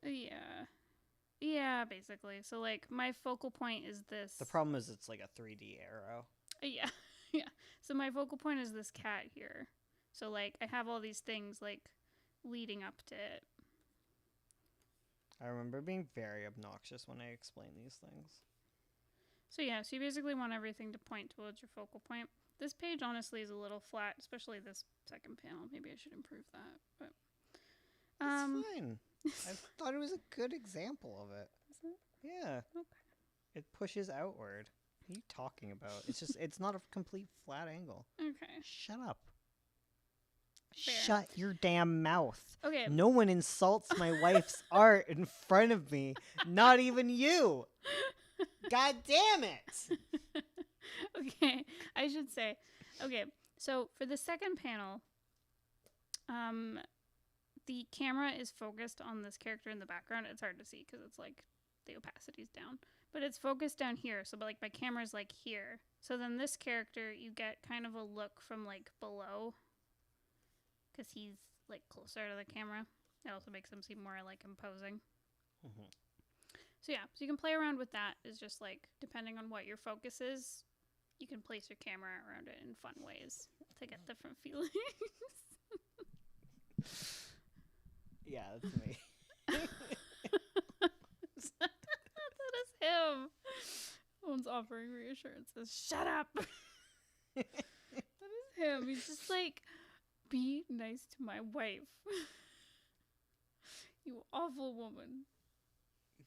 I love you. Love if you like would shut up. Or at least tell me when you are shutting up, because I'm like, oh, hi. Oh, sorry. I was just reading the chat. Oh, okay. Rising action is a good place to introduce supporting characters that aren't main plot characters. That's true. Oh, I thought.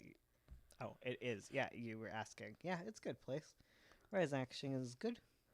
Bones is a wife guy.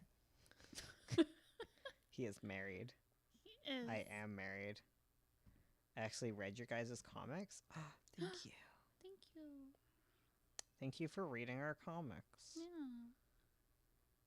Actually never read. Oh, I actually never read. Okay. Well, Sorry. we take it back. I'm sorry. I thanked you.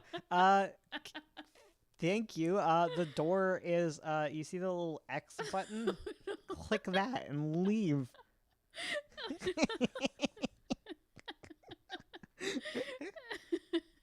I found you guys through YouTube. It's fine. Don't worry Yeah, about we it. don't care. Thank you for watching. I have actually read 9 points. I don't believe you guys now. I want Bones to just smile and pull me in close and throw me into a train. That's my husband you're talking about. Get away from him. Listen, there's plenty of me for all of you. I'm not opposed to having multiple wives and husbands. And them spins. Them spins! Yes! Oh my God. My brain was like, okay, what's the plural of them spouse? Them spice.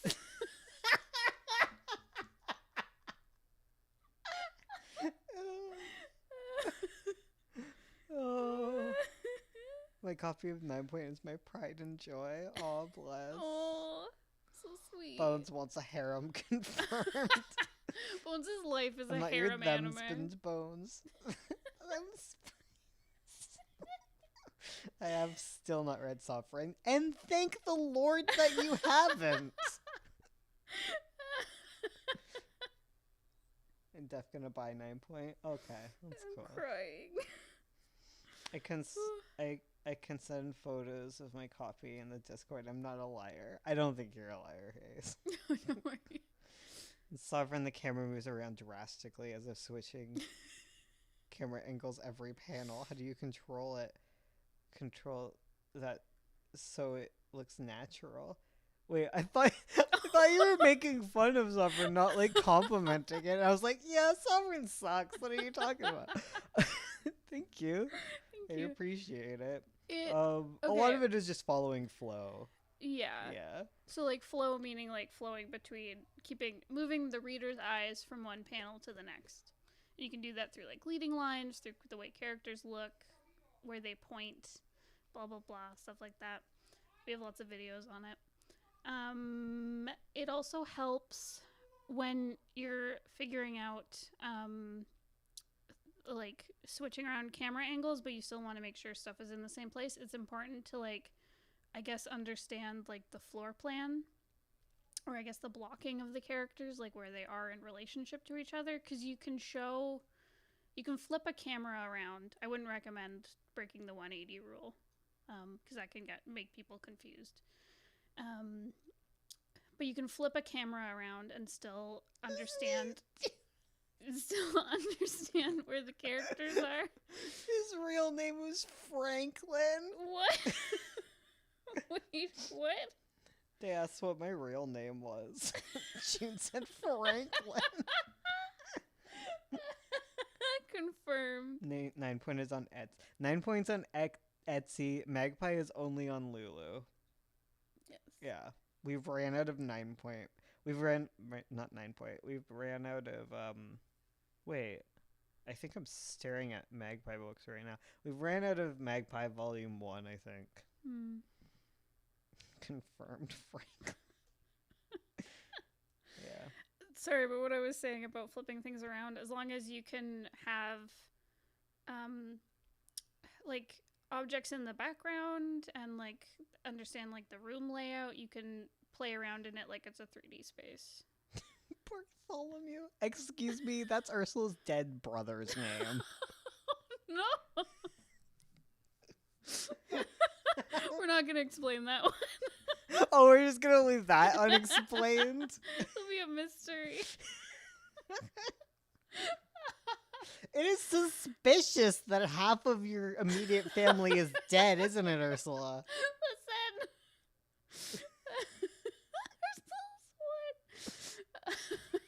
Okay, I could tell the story, but it's kind of a downer.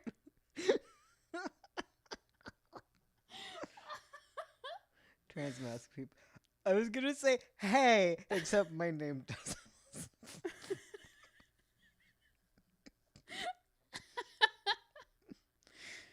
Oh my god.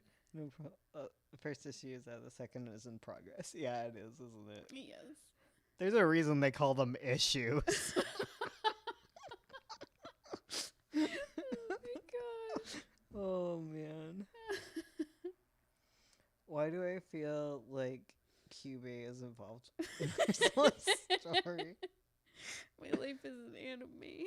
It's true, isn't it? Oh, I do have a very tragic backstory. Ursula's like a literal Disney princess. I am legit. Bones more like Benedict Cumberbatch.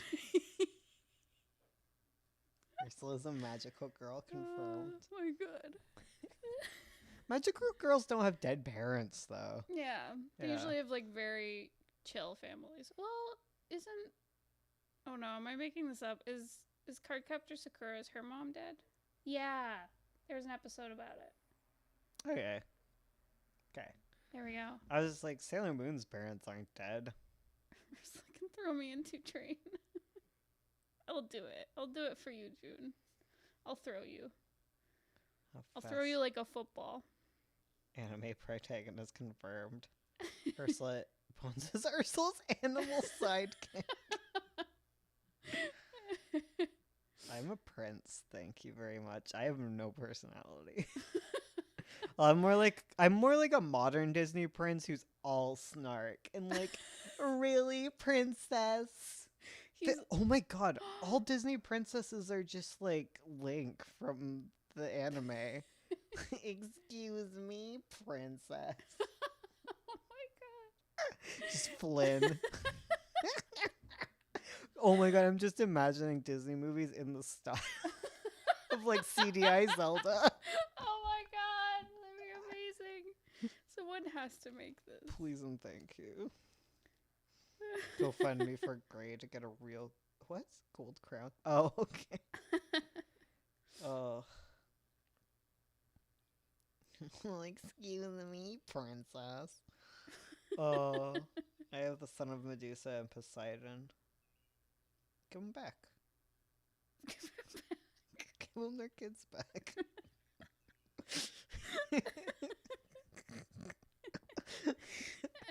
I'm sorry to make you cry. I didn't mean to make you cry.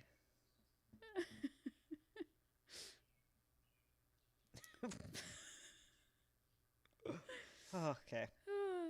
Any more questions? Any more Kids? questions? I saw one about laying out panels. So when you're laying out your panels, it's important to choose a focal panel. I thought you were going to say it's important to stretch first. Just to stay hydrated, stretch first. Look at this sexy deer. Oh my god, he cute. He just turned his computer around and showed me a picture of a deer man. Help me, Franklin. What do you need? I remember something later, but for now my brain is empty. It's fine. I'm pretty empty brained all the time. Man, I'm getting invested in this channel's lore. How do I add diversity to stories without offending people? Sensitivity readers helps. Do your research. Also, you're bound to offend some people. Yeah. It's just mitigating how much offense you're going to do.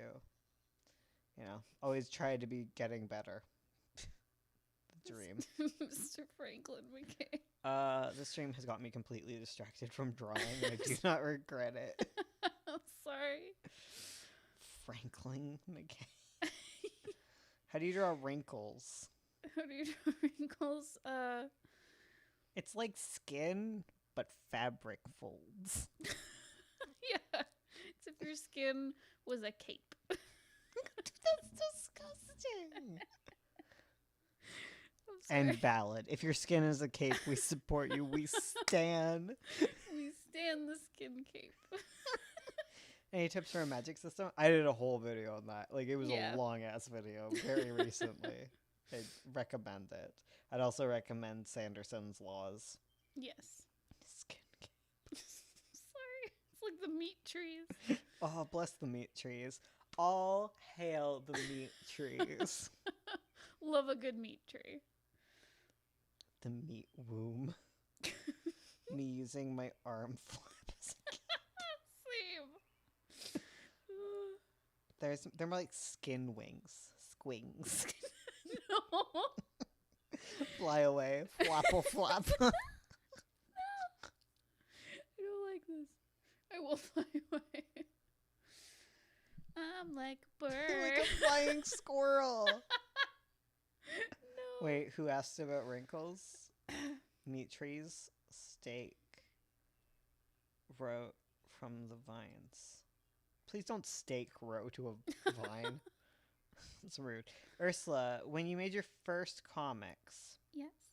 did you throw yourself into it, or did you spend a lot of time practicing and preparing first? Should I learn on the job? I'm too impatient for the waiting game. Learn on the job. That's what I did.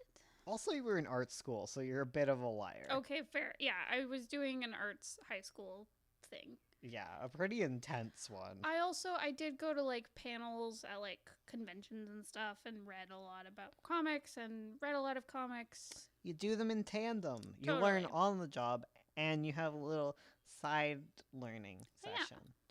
Yeah. Because learning about stuff is fun. But if you really want to start, If you form a parachute, I'm going to throw you off a building. I want to see you fly, June. Fly, pupa, fly. oh no. I have a son of Medusa and Poseidon, but wait. Give him back. We told you already. Why, Theodore? Wait. Who made a Homestuck reference? I mean, if you understand, I don't understand Homestuck, so I think we should get rid of Faye for understanding Homestuck, because clearly they are the ones that know about Homestuck and should be excised from our community. Thank you very much. Have a nice day. Please join me again at my next tech talk. Your next TikTok. My next tectonic plate. That's what the app's short for. Cancel Faye. Oh my god. In this essay, I will. Home what? Exactly. Home what? We don't even know what Homestuck is in this household. Bones is alphabet. I'm a monkey gargoyle. Faye is performing witchcraft. Have a tic-tac. Oh my god. I only plan one chapter ahead before drawing the final pages. That's it. That's the ad. Damn. Why you gonna hurt me? It was a power move. Well, I know whose comics I'm not reading. Oh no. It's everyone's comics. I'm a freaking asshole. I'm too young to know about Homestuck. Yeah. Good. Keep it that way. When I write my comic, I'm gonna send it to you guys to read because your plot video saved me. Only if you pledge to our $8 tier on Patreon, because I don't read, okay? But I do read your comics if you pay me. Listen, I'm a busy man. I'm a very important man. If you must know what I do with my life, I'm currently reading a very dense, very sad book. Is this the one about toilets? No, it's the one about residential schooling. Oh. But weren't you reading one that was like the politics of toilets or something? I was, but then I realized that I should probably not read the toilet book because I'm a prestigious gentleman. Oh my god. You pay me to read my comments. It's my content. No, that's not how capitalism works, baby. I'm here to exploit all you workers. For my profits, my gains. I want you to pay for me to read your books, and I want to get ad revenue for talking about your books on stream. We're fat cat businessmen. That's the deal. Exactly.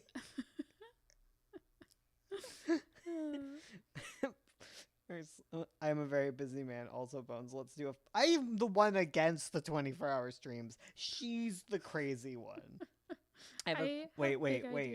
Real question is happening. Okay. What? I have a question. How do you size up your comic pages? And how long should it be? Wait. Sorry, are we talking about like comic page dimensions? I'm confused. Okay. What's the current Canadian weather like? Canada's a big ass country. It's all the weathers right now. Every conceivable weather is occurring in Canada at this instant. We got tundra. We got Hurricane rainforest. Hurricane Valley. We got coasts. We got lakes for days. How's it chilling in the Arctic, guys? Also, it's nice right now. It is. Where we are currently, it is like, it's a summery day, but it's cool. We got a nice breeze going. Hurricane, tornado, all the classics. JoJo references? I literally don't know who JoJo is. Oops, is this JoJo? Sounds like a putz. I don't know. How is it in the content of America? The content of America. JoJo the clown, JoJo the bozo. Who's JoJo, your cousin? I'll avoid further weather-related questions from now on. We're in Toronto. If you must know. We're Torontonians. God, we're not that awful. No, we're 100% Torontonians, okay? Oh no. What, it's better than living in Quebec? No, it's not. Or maybe, I don't know. Depends on how you feel. Better than Alberta. There we go. There's the There real we one. go. That's the one. Ugh. June's Bizarre Adventure. June. I read that. Alberta is pretty chill too. Okay, the people aren't. Okay, some people in Alberta are chill.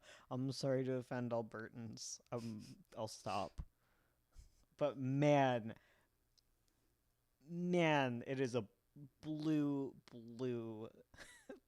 province. The little blip of Edmonton that's like. Oh, right. In Canada, everything's reversed politically. Okay, Yeah. right? So blue is conservative, red is liberal. Yeah. Yeah. Yeah. FYI. Oh, I didn't mean the weather. Though the weather kind of sucks in Alberta because it gets really cold there. That's true. The winters in Alberta sound gnarly. I remember like seeing like the Twitter things like while Australia was burning, like Alberta was like an actual ice cube. Like it was just like, oh, here's a cup and now it is frozen. Like Wasn't there a video of like some guy who just like stood outside for an hour and you'd watch his beard just turn into -40 ice? C. Yeah, exactly. Yeah. Yeah. Almost lost my fingers. Oh lord. Oh gosh. The only place I've been to in Canada was in Alberta. Like, there's a reason why Alberta is called, like, Canada's Texas, okay? That's what we gotta say. Webtoons or tapas for money. Don't do comics for money. I make, like, $5 on tapas a year. But I don't update, so I guess that's that. I don't know how to make money on Webtoon. I'm too afraid to open it. When life gives you winter. Burning home or freezing home. I need money. That's relatable. You can't take the $5 because you have to make $25 in order to cash out. Oh. Well. You do comics for the love, you do YouTube for the money. YouTube's alright. Yeah.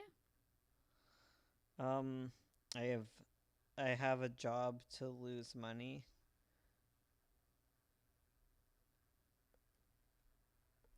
I don't know what to do with this face. It's like too animated. 2 people that click the dislike button hit the like button. We need 2 more likes to get 1 hundo. we need the hundo. Question: favorite art YouTubers if you watch them? I don't really watch many art YouTubers. You don't either. No, I don't watch a ton of them. But yeah. I don't really watch art YouTube. I watch much more contentious things. What do I do with my time? I don't know, I'm like, what do I watch on YouTube? I watched a lot of video essays. Yeah. You were watching Bon Appetit before that thing happened? Oh yeah, before, yeah. Before we did the whole boycott on them for not paying their Yeah. Not paying their POC employees fairly. Yeah. Would you make more money? You would make more money if instead of doing comics, you get trash can, go outside, sell your wares. I have some favorite art YouTubers. Your channel's one of them. Aw, thank you. Thank you. Thanks for watching, everyone. Watch Echo. She's ace and weird. Lol. Hell yeah. Bone's a doer, not a consumer. I find a lot of people in whatever genre they're in of YouTube, they tend not to watch within their own space. Like this seems like a consistent thing. It's like you'll kind of watch to see what other people are doing, but I don't know. It's just my life is all art. When I chill out, I don't want to look at art. I think I reached like at some point with writing that way where I just got tired of listening to writing advice because my life is writing. I want to look at something else. Yeah. I like nature videos. My sleepy comments and Bones' dyslexia is the most unstoppable. Is like unstoppable force and immovable object for real. I joined your guys' channel because you were the only comic creators I found that have a Discord. Huh. I watch art YouTube to motivate me to make art. Very good. Heck yeah. I find, because like I follow a lot of artists on like Twitter and stuff, and a lot of them are like either friends or like mutuals, I guess. Like people in our kind of niche comic area, just like queer comics. So that's like where I get like lots of inspiration for art and stuff. Yeah. Yeah. Rather than looking at YouTube. Are you planning on doing more Q&A streams in the future? We might do some Twitch streams. I don't know if there'll be Q&A. I don't know. I don't know what our future plans are. What are you up to, Ursula? Sorry, it was just kicking me. If we ever get to 50K, then we'll do another 24-hour stream. Hell yeah. Sure. Just put it off. I'm like, that's never going to happen. So we're good. We're safe. We're safe. That's like years away. We're good. Yeah.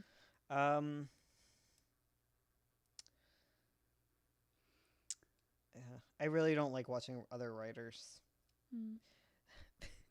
Okay, this is entirely a me problem, but anytime I watch other writers, I feel very patronized, and the reason is not because they're bad at writing. It's just a lot of advice. It's easier to sell to like newer writers, just totally how I feel too, where a lot of people who are seeking out writing advice are kind of looking for like how to start, how to do that. And I'm like, I already know how to do that. Stop talking down to me, even though I know they're not talking down to me, and which is why I need to just not watch because I'm just an obnoxious person. Okay. Other writers make me mad. Bones makes me mad. Literally, writers can't hang out. We can, like, we just can't talk about writing. It gets really contentious when writers talk about writing, doesn't it? Yes, it does. Oh, I'm getting mad. I was just thinking about like going to nano events where it's like I am a published writer, and then I'll like talk to someone who's like doing their first story, and they'll like talk down to me. I'll be like, oh. I just nod along. They'll explain like story arcs to me. I'm like, oh wow, that's interesting. It's not as bad as like when some like cis person is like, let me explain transness to you because I'm a great ally. Like that's really cool. It's really neat. And then oh. And then they tell you something transphobic, and you're like, okay. Well, that's literally it. Yeah. I'm living out some trauma here.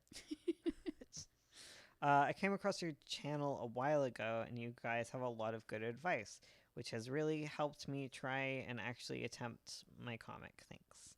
I am glad you are attempting. I am sure you will shine. Powerful. Writers like to share. Writers like talking more than listening, I think. I don't know. I think to be a good writer, it's really good to listen. Yeah. I just find that... okay, here's my hot take on writing. After a certain point... it's more important for you to research things outside of the craft in order to be an interesting person. Because if all you know is writing, like what are you gonna write about? You gotta learn something. You gotta put your learning coins into another slot machine. It's like the water guy with the water lilies. There's a lot of introverted writers too. It's an even mix. Yeah, no, I agree. I think the annoying people will always stand out to you. Oh yeah, that's like in any space. Yeah. There's always someone who's just annoying, which is fine. I realize I keep giving like mean takes on writers. I have a lot of people that I really enjoy. I think I like people who have been in writing longer. Mm. I like to hang out with that kind of dealio because it's a lot less. I don't know, because like as a writer, at least my personal experience was always wanting to like prove myself, and that's what kind of makes you an obnoxious person. But I guess the only reason I find them obnoxious is because it's like looking into a mirror at my past self and be like, oh my god, was I like that? You're me. Yeah. We're not so different, you and I. I'm self-hating but equally pretentious writer. I think that's part of it. Is it's like, oh my god, I used to be so pretentious and think I knew everything, and I didn't. Yeah. Mm. Man, wow, we have solved me. Now what? See, we're unearthing Ursula's tragic backstory and helping Bones work through his trauma. Listen, on I have a the lot stream. of trauma. Do you use plenty of references when drawing comic pages? Yeah, I'd say. Yeah. She used to constantly draw me. Yeah. I find when I get stuck on something, because a lot of the time drawing comics is like you're drawing faces or like the same character over and over again in different poses, and like sometimes I'll find like an expression where I'm struggling or like a pose where I'm struggling or like I have to draw a car, God forbid. 24-hour trauma stream. But yeah, but that's when I'll grab a reference these days. But in the past, yeah, I draw from life and draw from reference all the time. Great character arcs on the channel so far. Thank you. How quickly do you write drafts? I take forever. I am like such a slow ass writer. I also tend to write a first draft. I'm putting air quotation rabbits around me. Air quotation rabbit. And like I'll write the first draft and I'll rewrite it over and over again, like waves of an ocean. I get further each time. And it's obnoxious, and don't write like me. It's useless. I'm gonna ask my questions since I think it got buried. Go for it. We'll wait. Sorry, I heard something weird. Same. I think it was a car going by. I think stereotypical manga BL comics, but I worry about portraying realistic LGBTQ stories. Should I worry about this? I like the style, but what if I'm falling into fetishism?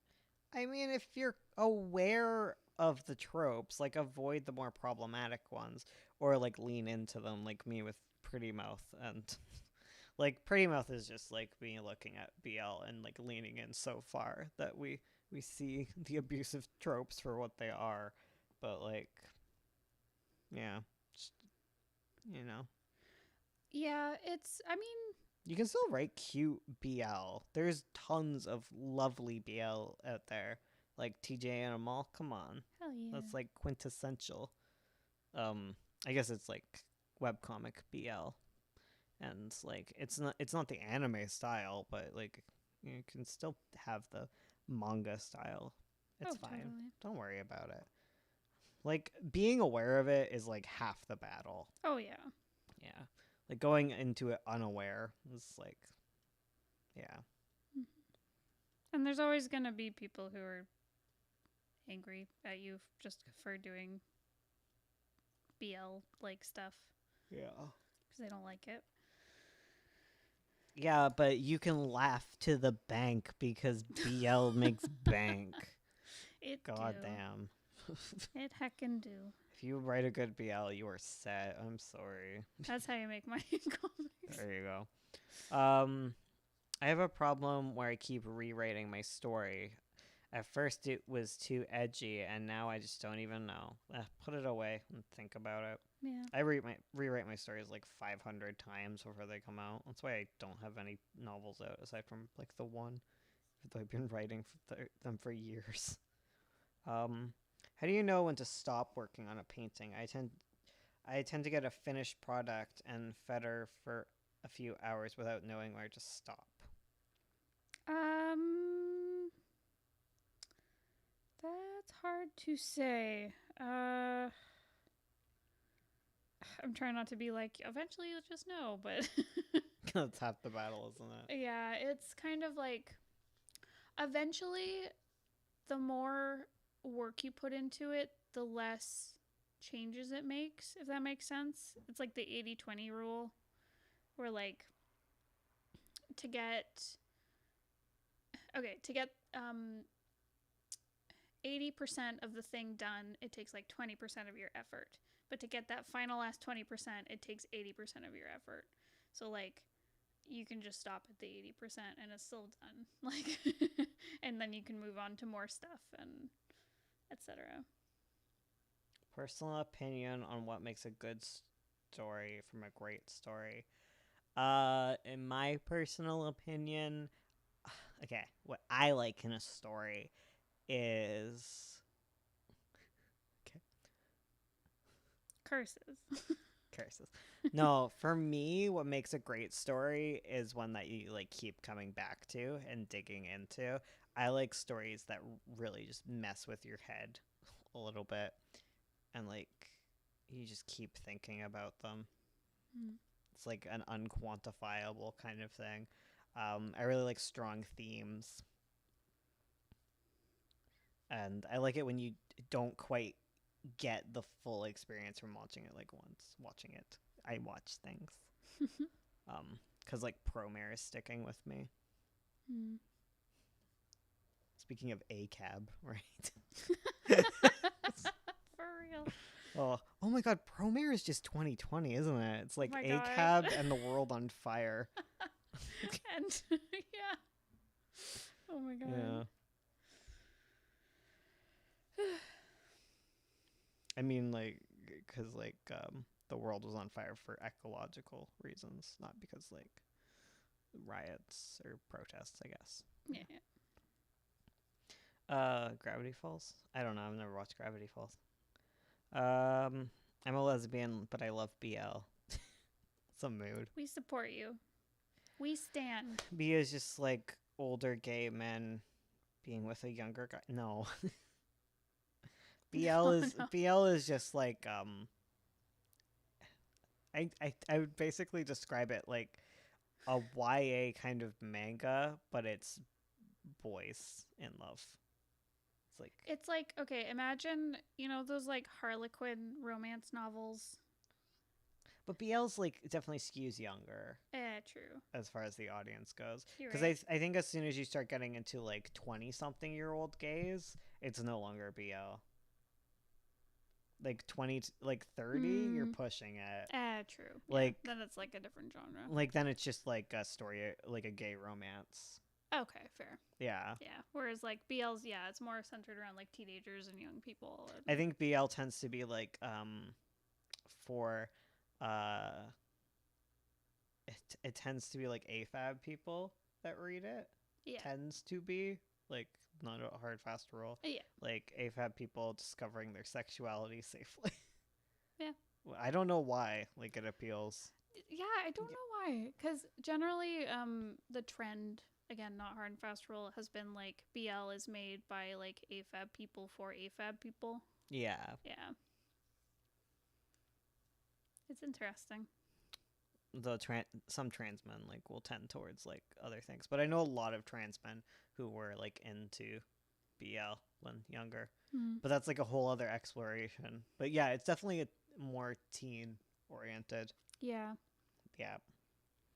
BL uses a lot of shoujo manga tropes. Yeah, totally. Yes. Because I loved BL before I realized I was like bi. Yeah. It was kind of my intro into like gay stuff. And I feel like a lot of people had that experience too. Yeah. It's interesting.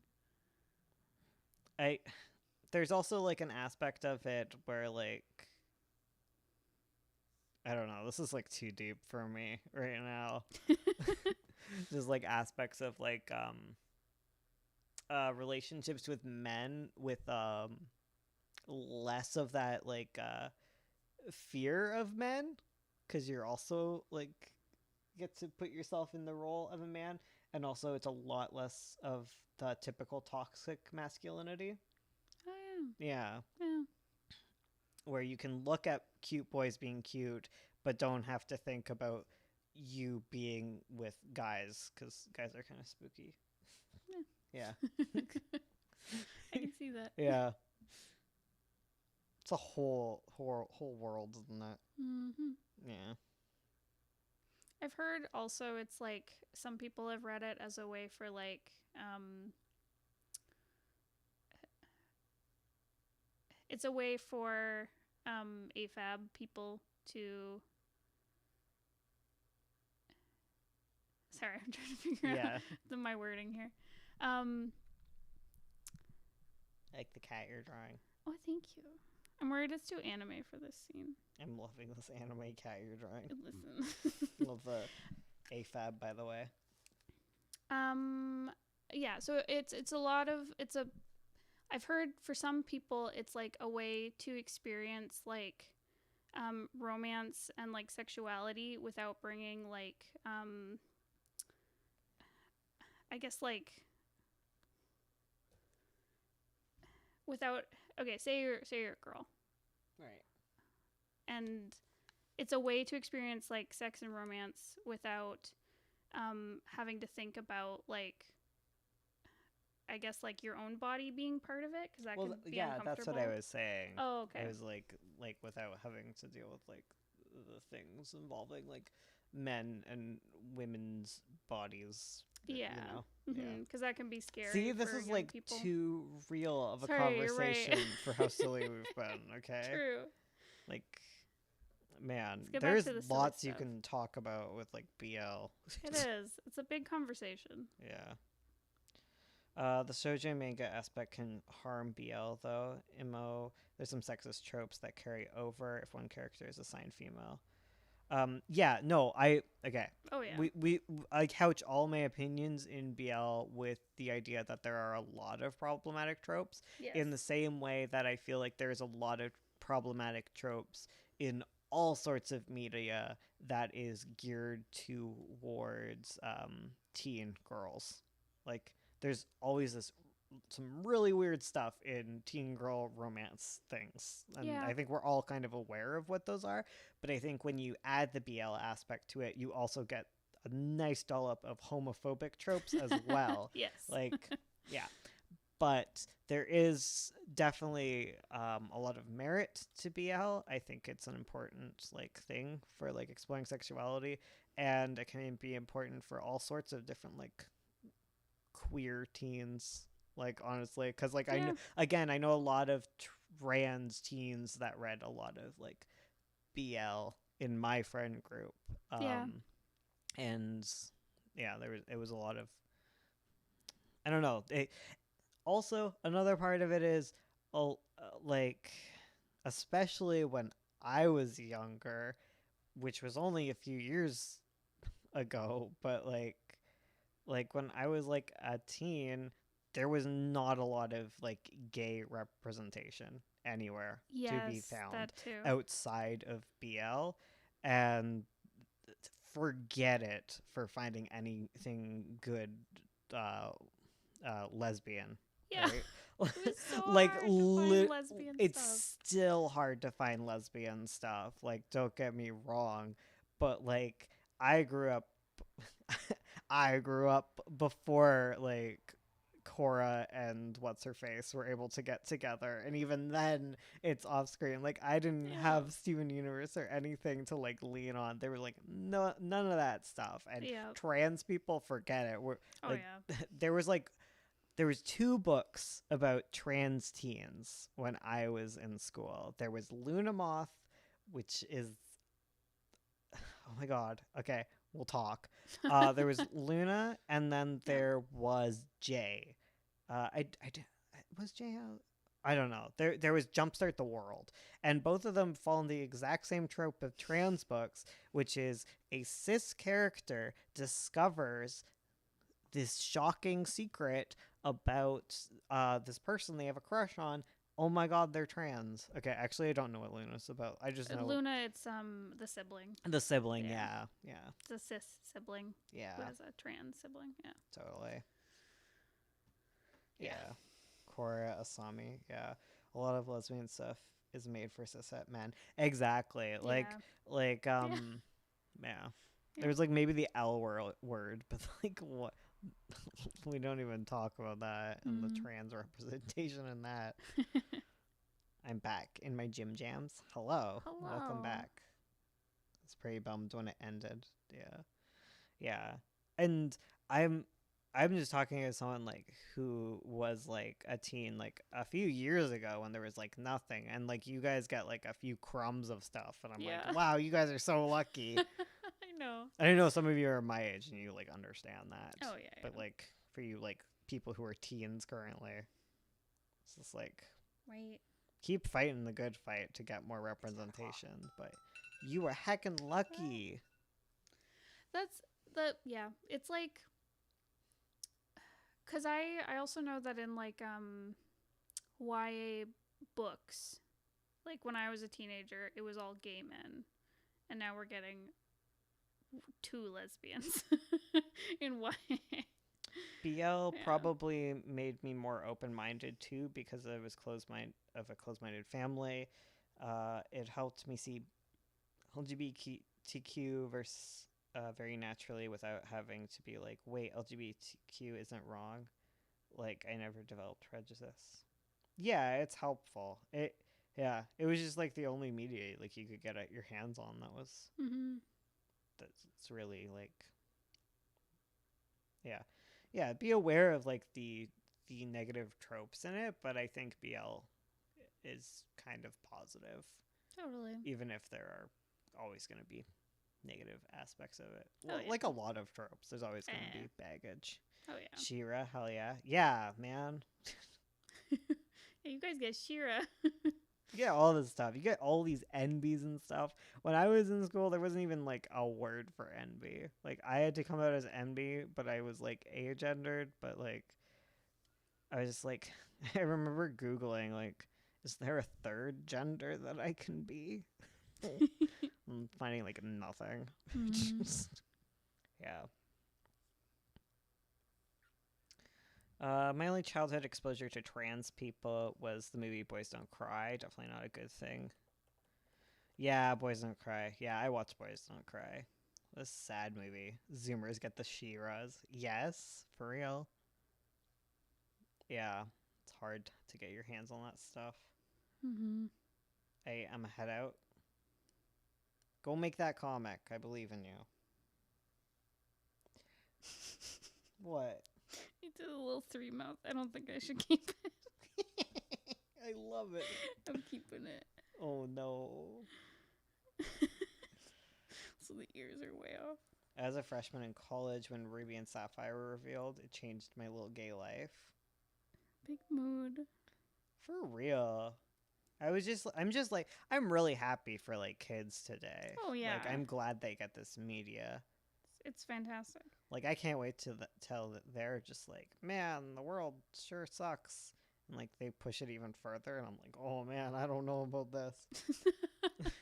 When we're the boomers. Yeah, I already feel like a boomer gay. Like being okay. I was considering like life expectancies. I always feel super boomer and super like thankful that I've made it this far.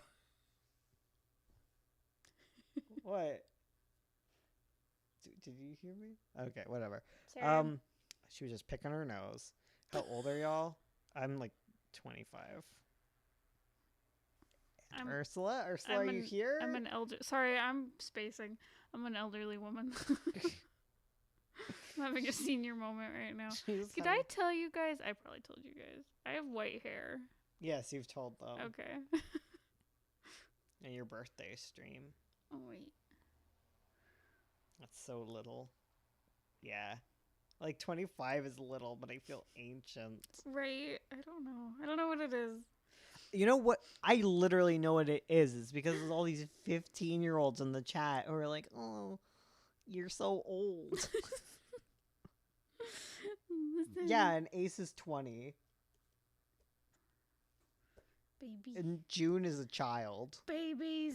Yeah. Like, there's a few people our age. Like, I'm not surprised. But there's so many of you little Oh yeah. bean sprouts. Little gay beans. The gay beans. We're all gay beans. Almost no juice age. I forgot about that because we here right. in Canada, you'd already be no juice age. Yeah, because we know no juice at 19. I'm 15, lol. Yeah, exactly. I am the opposite Small of a baby. child. No, you're not. Wait, if you're 15, you were born in 2005. That Yeah. hurts me. That hurts me deeply. I just arrived and immediately called me out as a 15-year-old.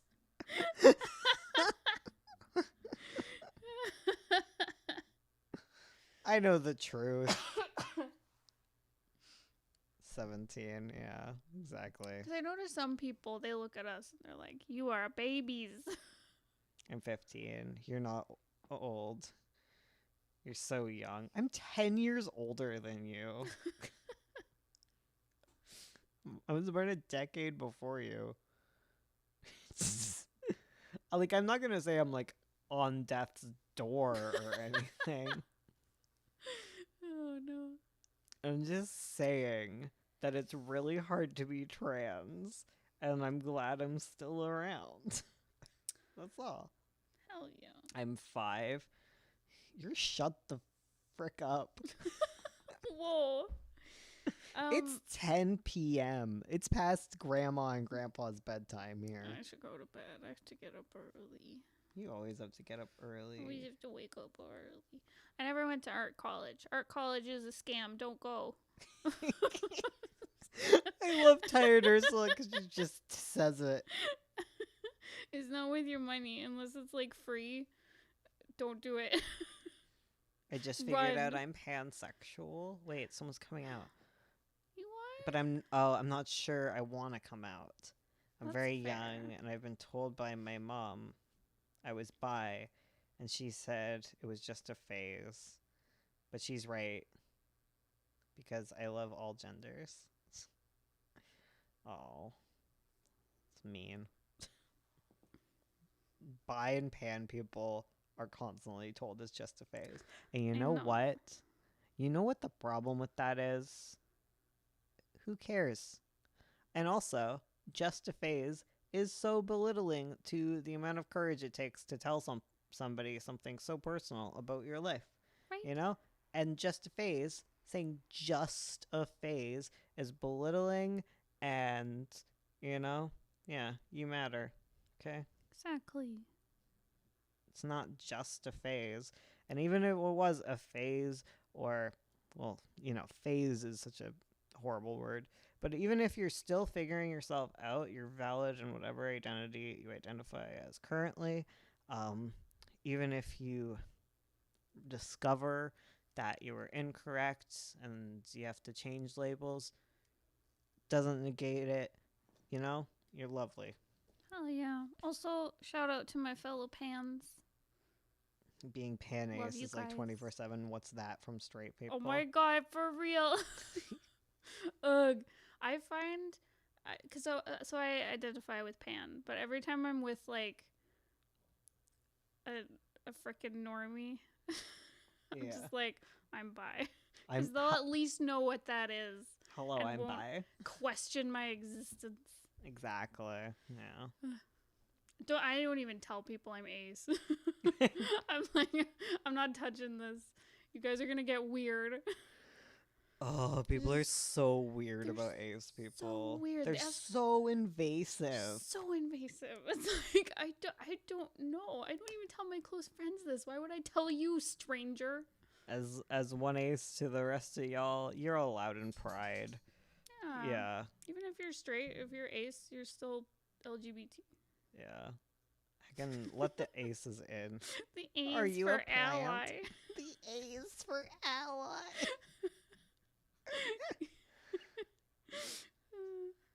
My sister and I recently came out to each other as pan ace.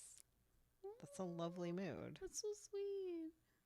I'm a sunflower who lusts over kitchenware. Dost thou excrete pollen? I had 2 experiences coming out as ace, and I said, no more. Yeah. Yeah. People are so invasive and rude. Rude. So rude. Yeah.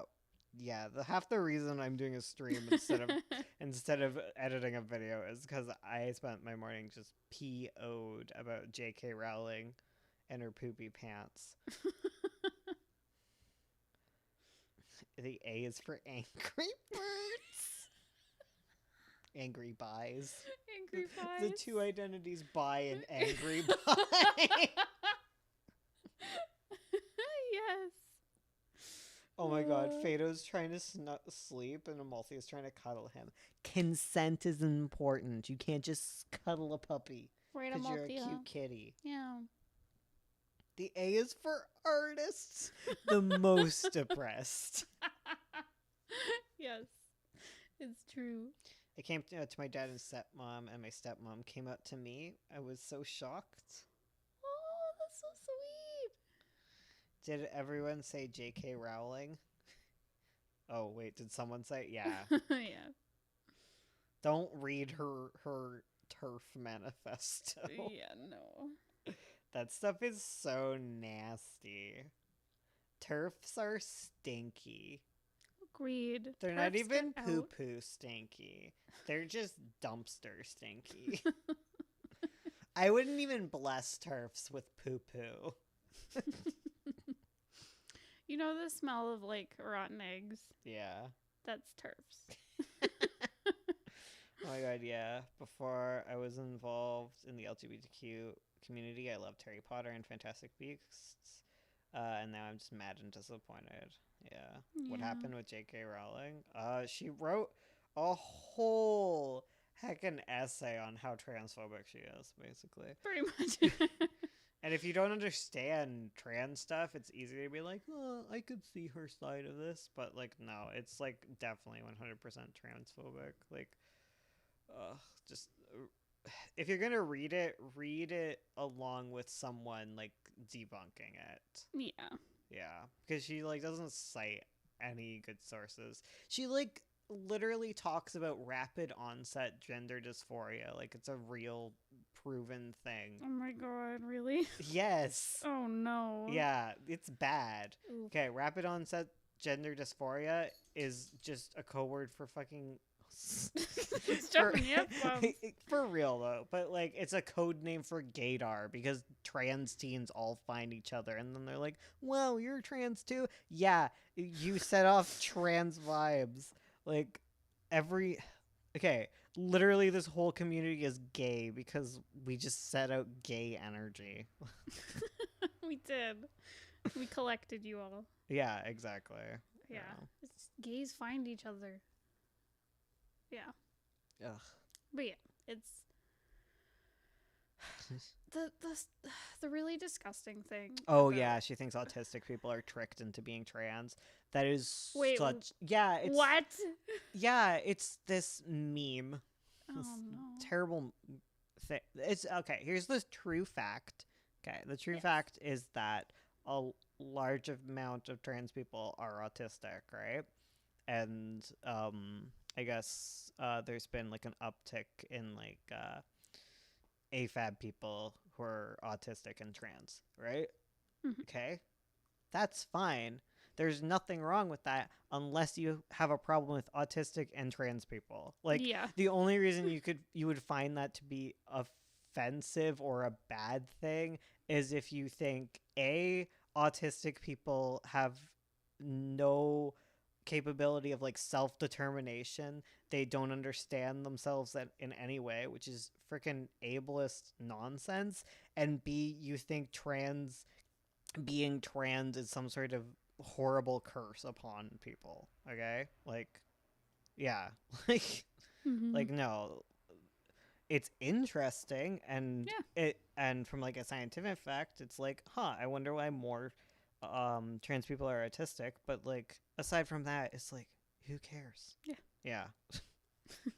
It's gross. Any respect I have for J.K. Rowling has been diminished in the last few months, for real. Oh yeah. Where's the article? Ugh. I finally became super proud of being trans male. Um, after a terrible 5 years of being uncomfortable with myself, until what J.K. Rowling said and really got to me. Um, yeah, it really sucks. I agree. Yeah. You shouldn't.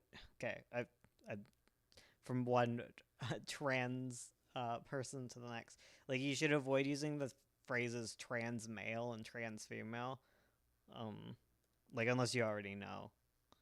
This is more like, I guess, for cis people who are watching. Like, don't use the terms trans male and trans female, because those are like those are like transphobic terms that like TERFs use. Yeah. Because like they'll use trans male to refer to trans women and trans female to refer to like trans men. Yeah. Yeah. Which is why like trans masculine. Yeah. Oh, I didn't know that at all. I apologize. No, you don't have to apologize. Like, I figured if you identify as like a trans person, like, you just seriously didn't know it. Yeah. I always saw people on Tumblr use it. Yeah. Like, a lot of people don't know, but I'm always I just always get sus on it. Mm. Yeah. Well, that's the. Because it's even nastier when you realize what they do with it. Because they say trans identified female, which is short for TIFF, and trans identified male, which is short for Tim. So Tims and TIFFs. Oh. Yeah. Ugh. Yeah. Ugh. Yeah. Ugh. I hate It's TERFs. nasty stuff. It's so nasty. I especially hate like whenever like one of the normies at my works finds that like an article written by a TERF, and it's always spun as this like pro woman like feminist thing, where it's like trans people are ruining everything for cis women, and it's just like, and then my coworker will come up to me and be like, oh man, isn't this terrible for you women? And I'm like, this is written by a TERF. You fool. TERF stands for Trans Exclusionary Radical Feminist. I hear a lot of people say TER, and I also like turd. It's like Trans Exclusionary Radical Dumbass.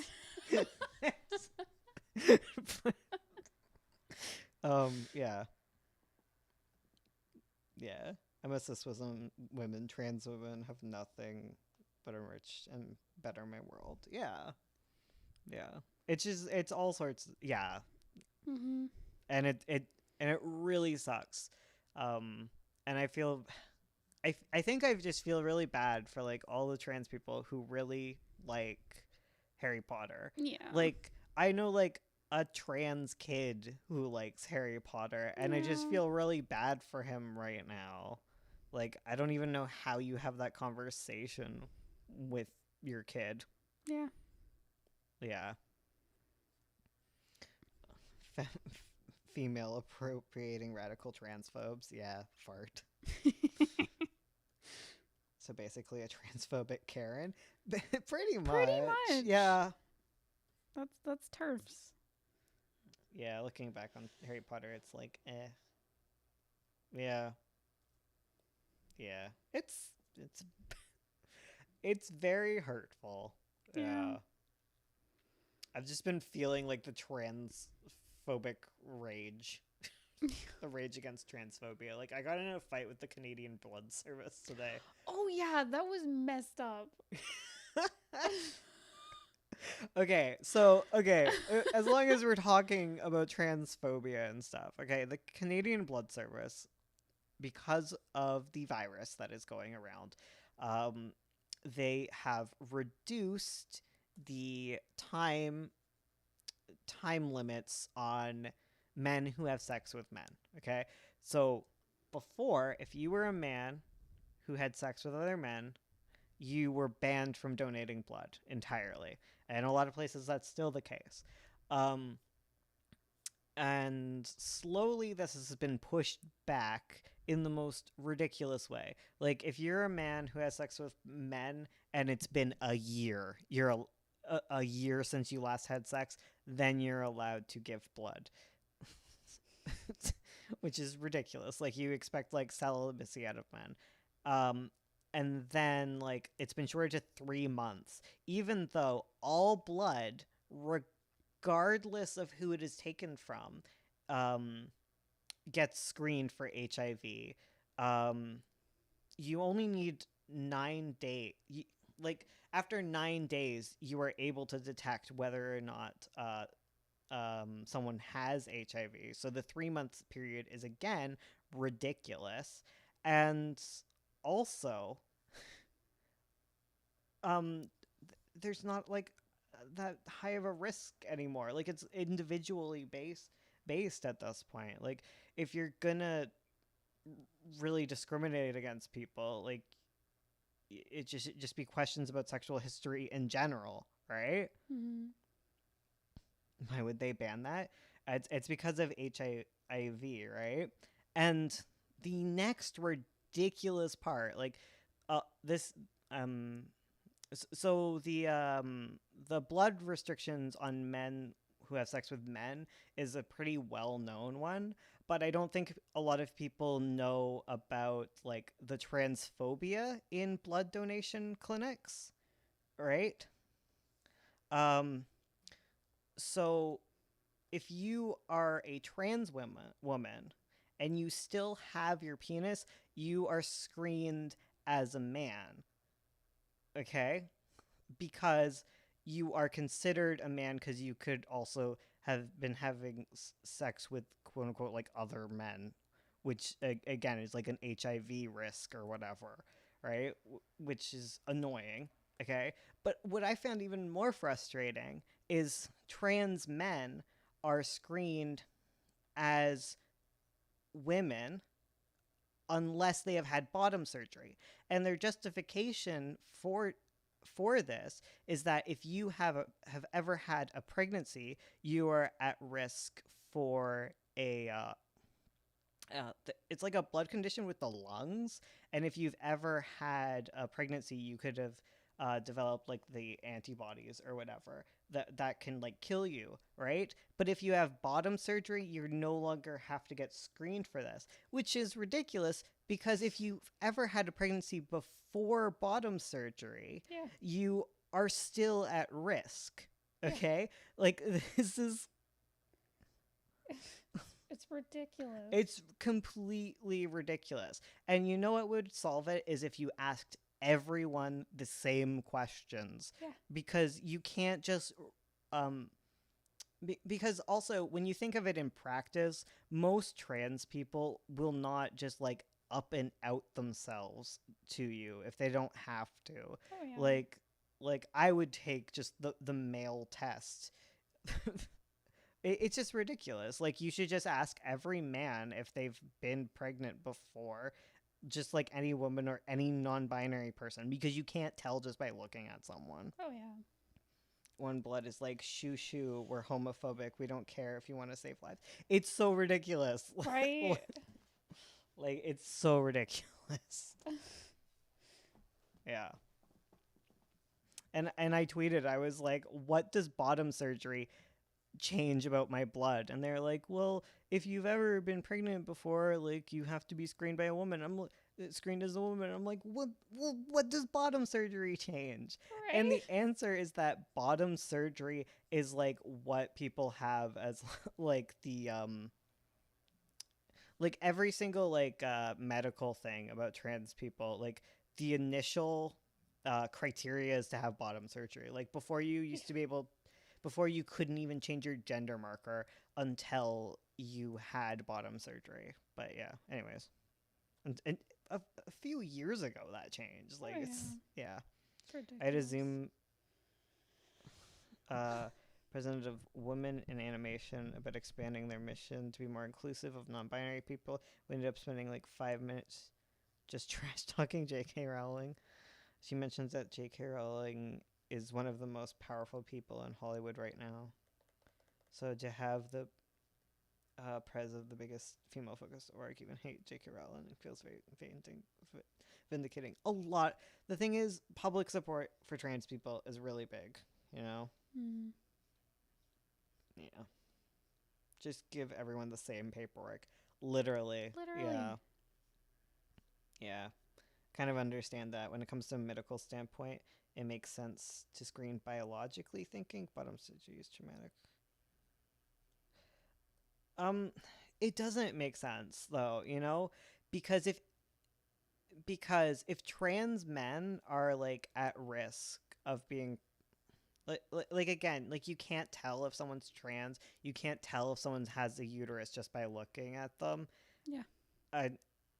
Like literally just give everyone the same paperwork, because I've been to clinics before that use gender neutral paperwork, and it's like, yeah. The worst thing that happens is a few cis dudes are like, I haven't been pregnant, lol. Like, Yeah. yeah. They'll be like, why are you? Yeah. Not very traumatic for them. Yeah, it'll be traumatic to a few Karens, you know? Yeah. Yeah. Because like I've been really mad at like the J.K. Rowling thing, because it started with the whole tweet where she's just like saying people who menstruate erases women, which is so ridiculous in a tweet that is literally just erasing trans men, non-binary people, and intersex people. Like anyone can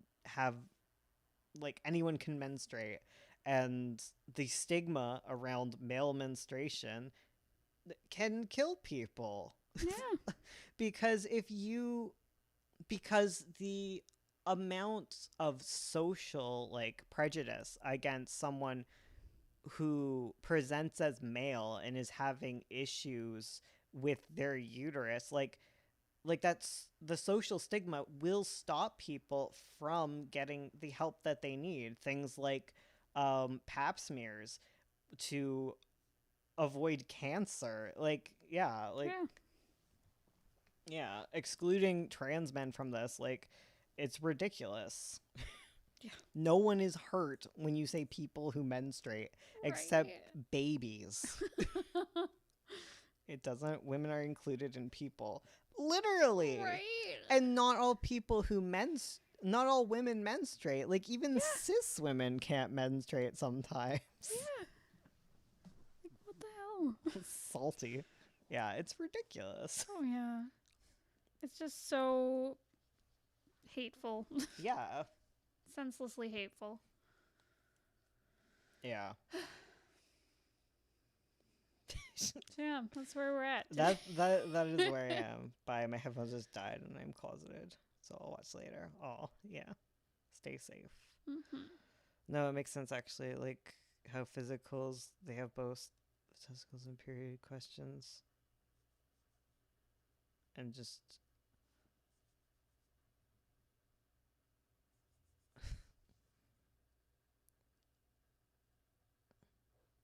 I think, you think it makes sense. It'll take a while for doctors to catch up. The thing is, some doctors, like, it's a mixed bag with doctors. Yeah.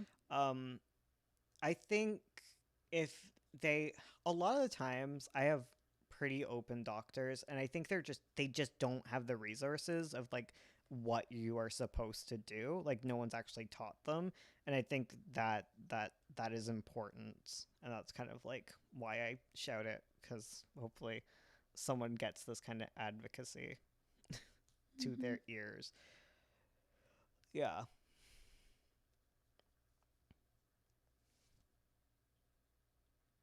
I don't get how TERFs think that trans people are somehow less affected by prejudices than cis women. The thing is that I think, okay, some of them don't believe it, and I think a lot of them just don't actually care. Like they're just too focused on themselves. They see trans people as kind of necessary sacrifices to protect cis women. which is ridiculous, Yeah. again, because trans women are not a threat to cis women. No. Trans women are uh, are are more victimized by cis men than cis women are victimized by trans men. Like there is there are no problems that happen when you let a trans woman use a domestic violence shelter Yeah. with cis women. Like there might be like one-off cases, but like again, that doesn't mean anything. I know. Yeah. Yeah. Ugh. It's anger. Just let the anger out. Yes. I live in Florida, so I just assume there's a meth gator living in the lake behind my house. That's even worse. Yeah, like the thing is I just hate the language so much because it's so coated in sugar Mm. in a way that you know, it's really similar to things like all lives matter, where the phrase, if you don't understand it, if you're just like a normie, you're just like, well, I think all lives matter. Like, what's wrong with that? When and you try to explain that it's racist, and you're like, and some normie is like, what do you mean it's racist to say that all lives matter? Like, it's just it's they wrap it in like a way that normies are just like, it's fine, and they just like eat it like candy, and then they get Yeah. the spores. Yeah. Yes. Yeah, for real. I know. It's just all dog whistled and cloaked, and it's all phrased in ways that it's like it reminds me how I think it's like a crappy legislator tactic where they'll take like a bill called like the anti-assault bill or something like that. Like something, yeah, everyone's like doesn't want assault to happen, whatever. And then they'll put in like something that takes like your internet rights away.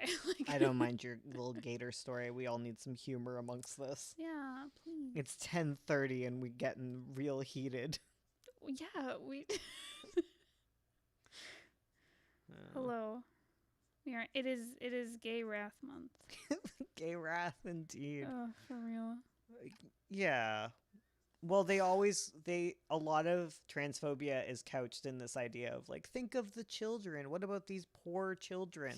And it'll always be like, well, 90%, like a statistic pulled out of their ass, like 90% of kids that go through gender therapy like don't end up transitioning. And it's like, good. If they didn't need to transition, thank God they had therapy. Like, what are we? What? And like, I feel like most people like haven't even interacted with like a trans kid in their life. Oh yeah. Yeah. Yeah. They'll always be like, oh, okay. Speaking of my abuser ex roommate, like he literally like posted like some transphobic article about like a father that was like losing custody of his child because the brainwashed mother who's been swept away by the gender ideologues. It's like, no, this guy was misgendering his transgender daughter and he lost custody because that's abuse. Yeah. Yeah. It's woke hours. It's woke o'clock. We have awoken. I just don't even get why there is a debate. There's debate this stuff. Who cares? Let people live their lives and fight against all discrimination. Yeah, well, that's transphobia. Like the whole point of the debate is to just constantly debate the existence of trans people. And then when trans people are like, I don't want to debate this, they're like, what? Why are you scared? It's just like, no, I don't want to debate my existence with you constantly. Mm-hmm. It's 3:33 a.m. Go to bed. Slept. I can't stay to watch very long, but I just wanted to say I love both. Oh.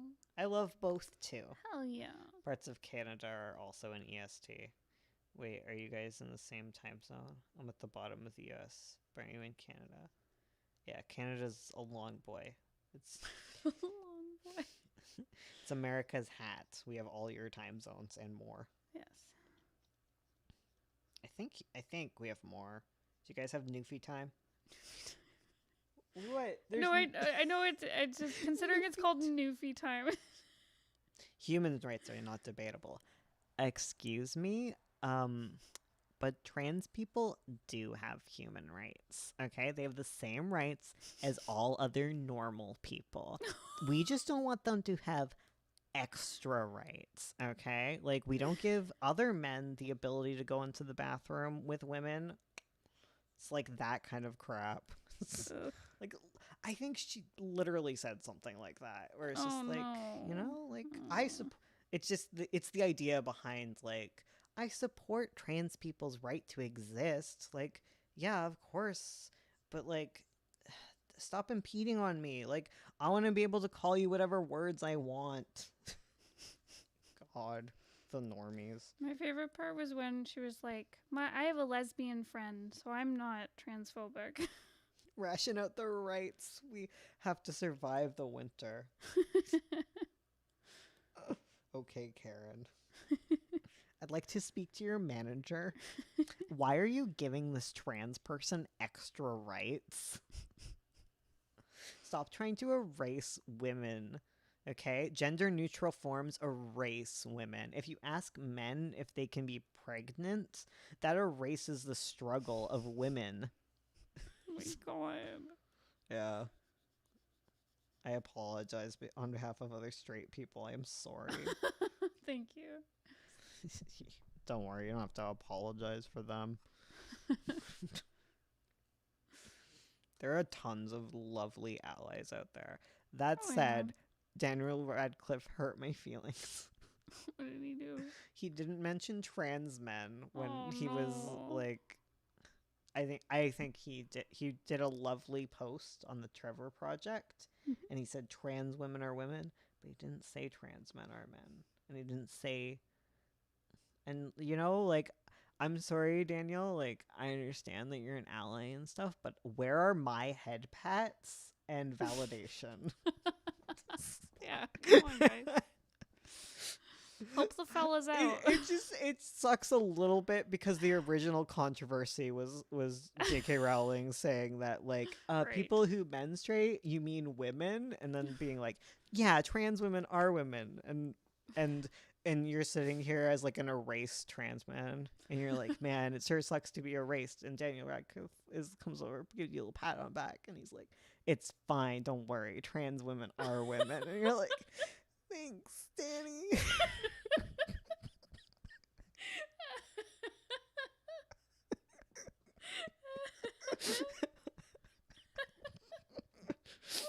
Oh, no. Head pats for bones. Maybe I'm confused, or I too want Daniel Radcliffe to pat my head. Laws like that are how cis women get uncomfortable because hella masculine trans. No, okay? Hella masculine trans men aren't going to go into women's washrooms, okay? What is going to happen, okay? Like, if you're a masculine trans man, like, don't go into a women's washroom and traumatize the women in there, okay? Don't do that, okay? Not even to prove a point or whatever to Karen, okay? But what is going to happen, and what has happened, is cis women who don't live up to the ideal expectation of what a cis woman looks like will get harassed and pulled out of the bathroom, which they have been, because people are policing other people's bodies in the washroom, and gender non-conforming cis women are getting harassed, like butch lesbians. Oh, you're a trans guy trying to sneak into the woman's what? What? Yeah, that's what happens. Yeah, and trans women who are already like, you know, trans people have a higher rate of bladder infections because they literally do not want to pee because cis people are scary. Yeah. Cough, cough. Non-white GNC women cough. Yeah, exactly. Yeah, 100%. Mm-hmm. Yeah, because like the whole thing, like yeah, yeah, the whole thing of just like increasing this like hyper vigilance about other people's bodies. It's just like just pee, like Yeah. just pee. Cis men don't need an excuse to abuse women. Like they don't need like the trans. They're like not waiting to like have trans acceptance in order to assault people. Like they've figured out ways. They're good. I forget who said it, but they were like, "Oh yeah, the only thing stopping like a predator is like the women's sign on the door." Like, Well, I like the hot take that was like, yes, the men who are too afraid to wipe their own asses because they might be considered gay in doing so will dress up as women. Like, no, no. it's ridiculous. And it's like a constant thing. Like any marginalized group, it's always like, what will happen when they're in the bathroom with our white women? Yeah. Well, it's such a. Yeah. And Yep. like the whole talk about like trans men is so infantilizing and so like, don't worry, you're also a female with us. It's like, ugh, gross. like throughout the essay she uses like the term like female bodied people. Oh no. And she never uses the word cis. Ugh. Of course. Of course. It's always natal women. What the? No. Yeah. No. Ugh. Yeah. Gross. It's, you know, you don't want to use the language of the trans radicals. Cis natal women, because trans women aren't born women. No, like they're assigned male at birth. This is a thing you can say because it implies that like the doctor made a mistake. Whoopsie, this is actually a girl the whole time. Yeah. Yep. Natal woman sounds like a Dark Souls boss. It really does. That makes me feel icky. Yeah. Like Yeah. the whole turf thing just makes it you know, like as a woman how like your life is like defined by your body and people like obsess over your body and it's disgusting. Yeah. Turfs do that. Like Oh, turfs yeah. boil down womanhood to uteruses and it's just it's so gross. It's super gross. Because what happens when you are a cis woman who has a hysterectomy? Then you're no longer a woman. And like I've heard people make the case where it's like they actually will be like, yeah, you are less of a woman, aren't you? Like People do that stuff all the time. yeah. It's Because like, they're like, well, heck, I'm in a corner, but I mustn't allow trans people to exist. So yes, if you have a hysterectomy, you are less of a woman. it's like, oh my god. Yeah. And it's like, As a so cis woman, I can terrible. confidently say I've never want to be called natal. If you're going to express your opinion, you better know how to respectfully address the people who. Excuse me, but J.K. Rowling knows a trans woman, okay? Oh, wow. And she thinks that that the trans men she's met are very articulate young people.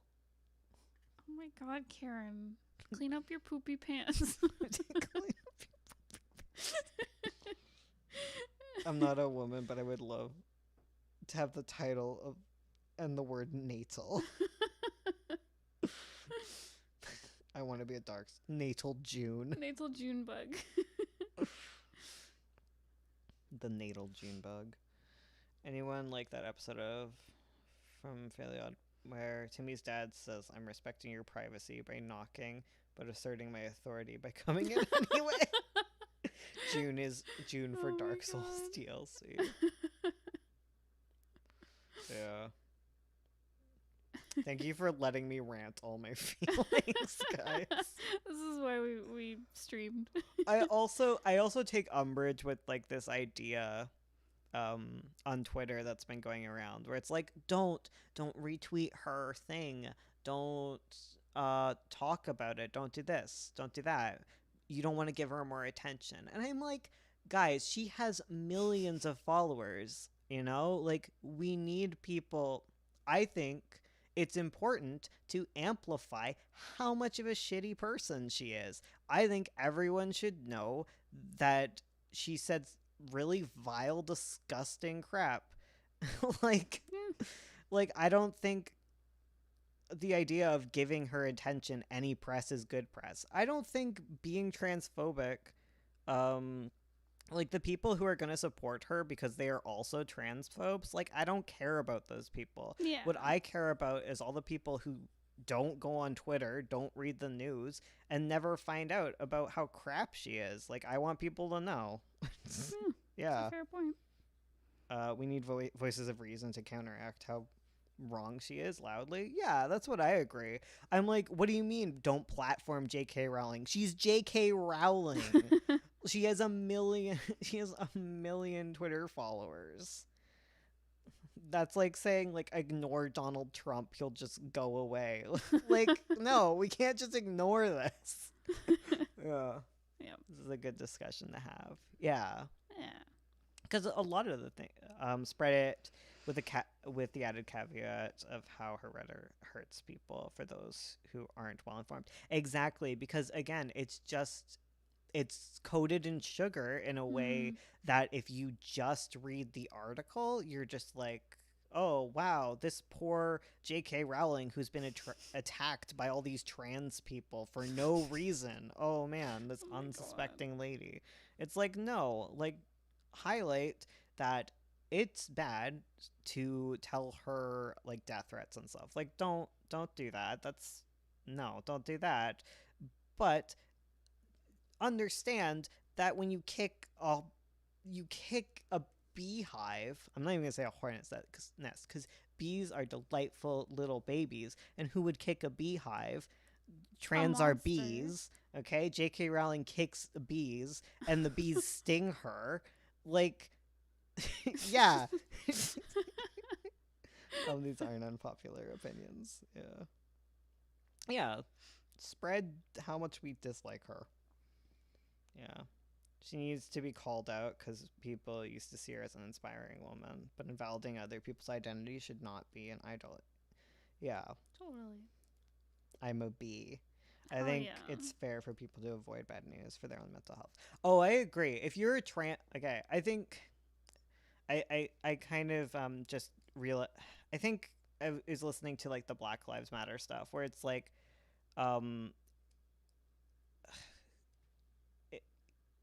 you shouldn't be able to just like turn this off if you're like a white person because you have like so much like power to kind of do that. Like you have the ability to just like be white and like forget about it. But like as a trans person, I think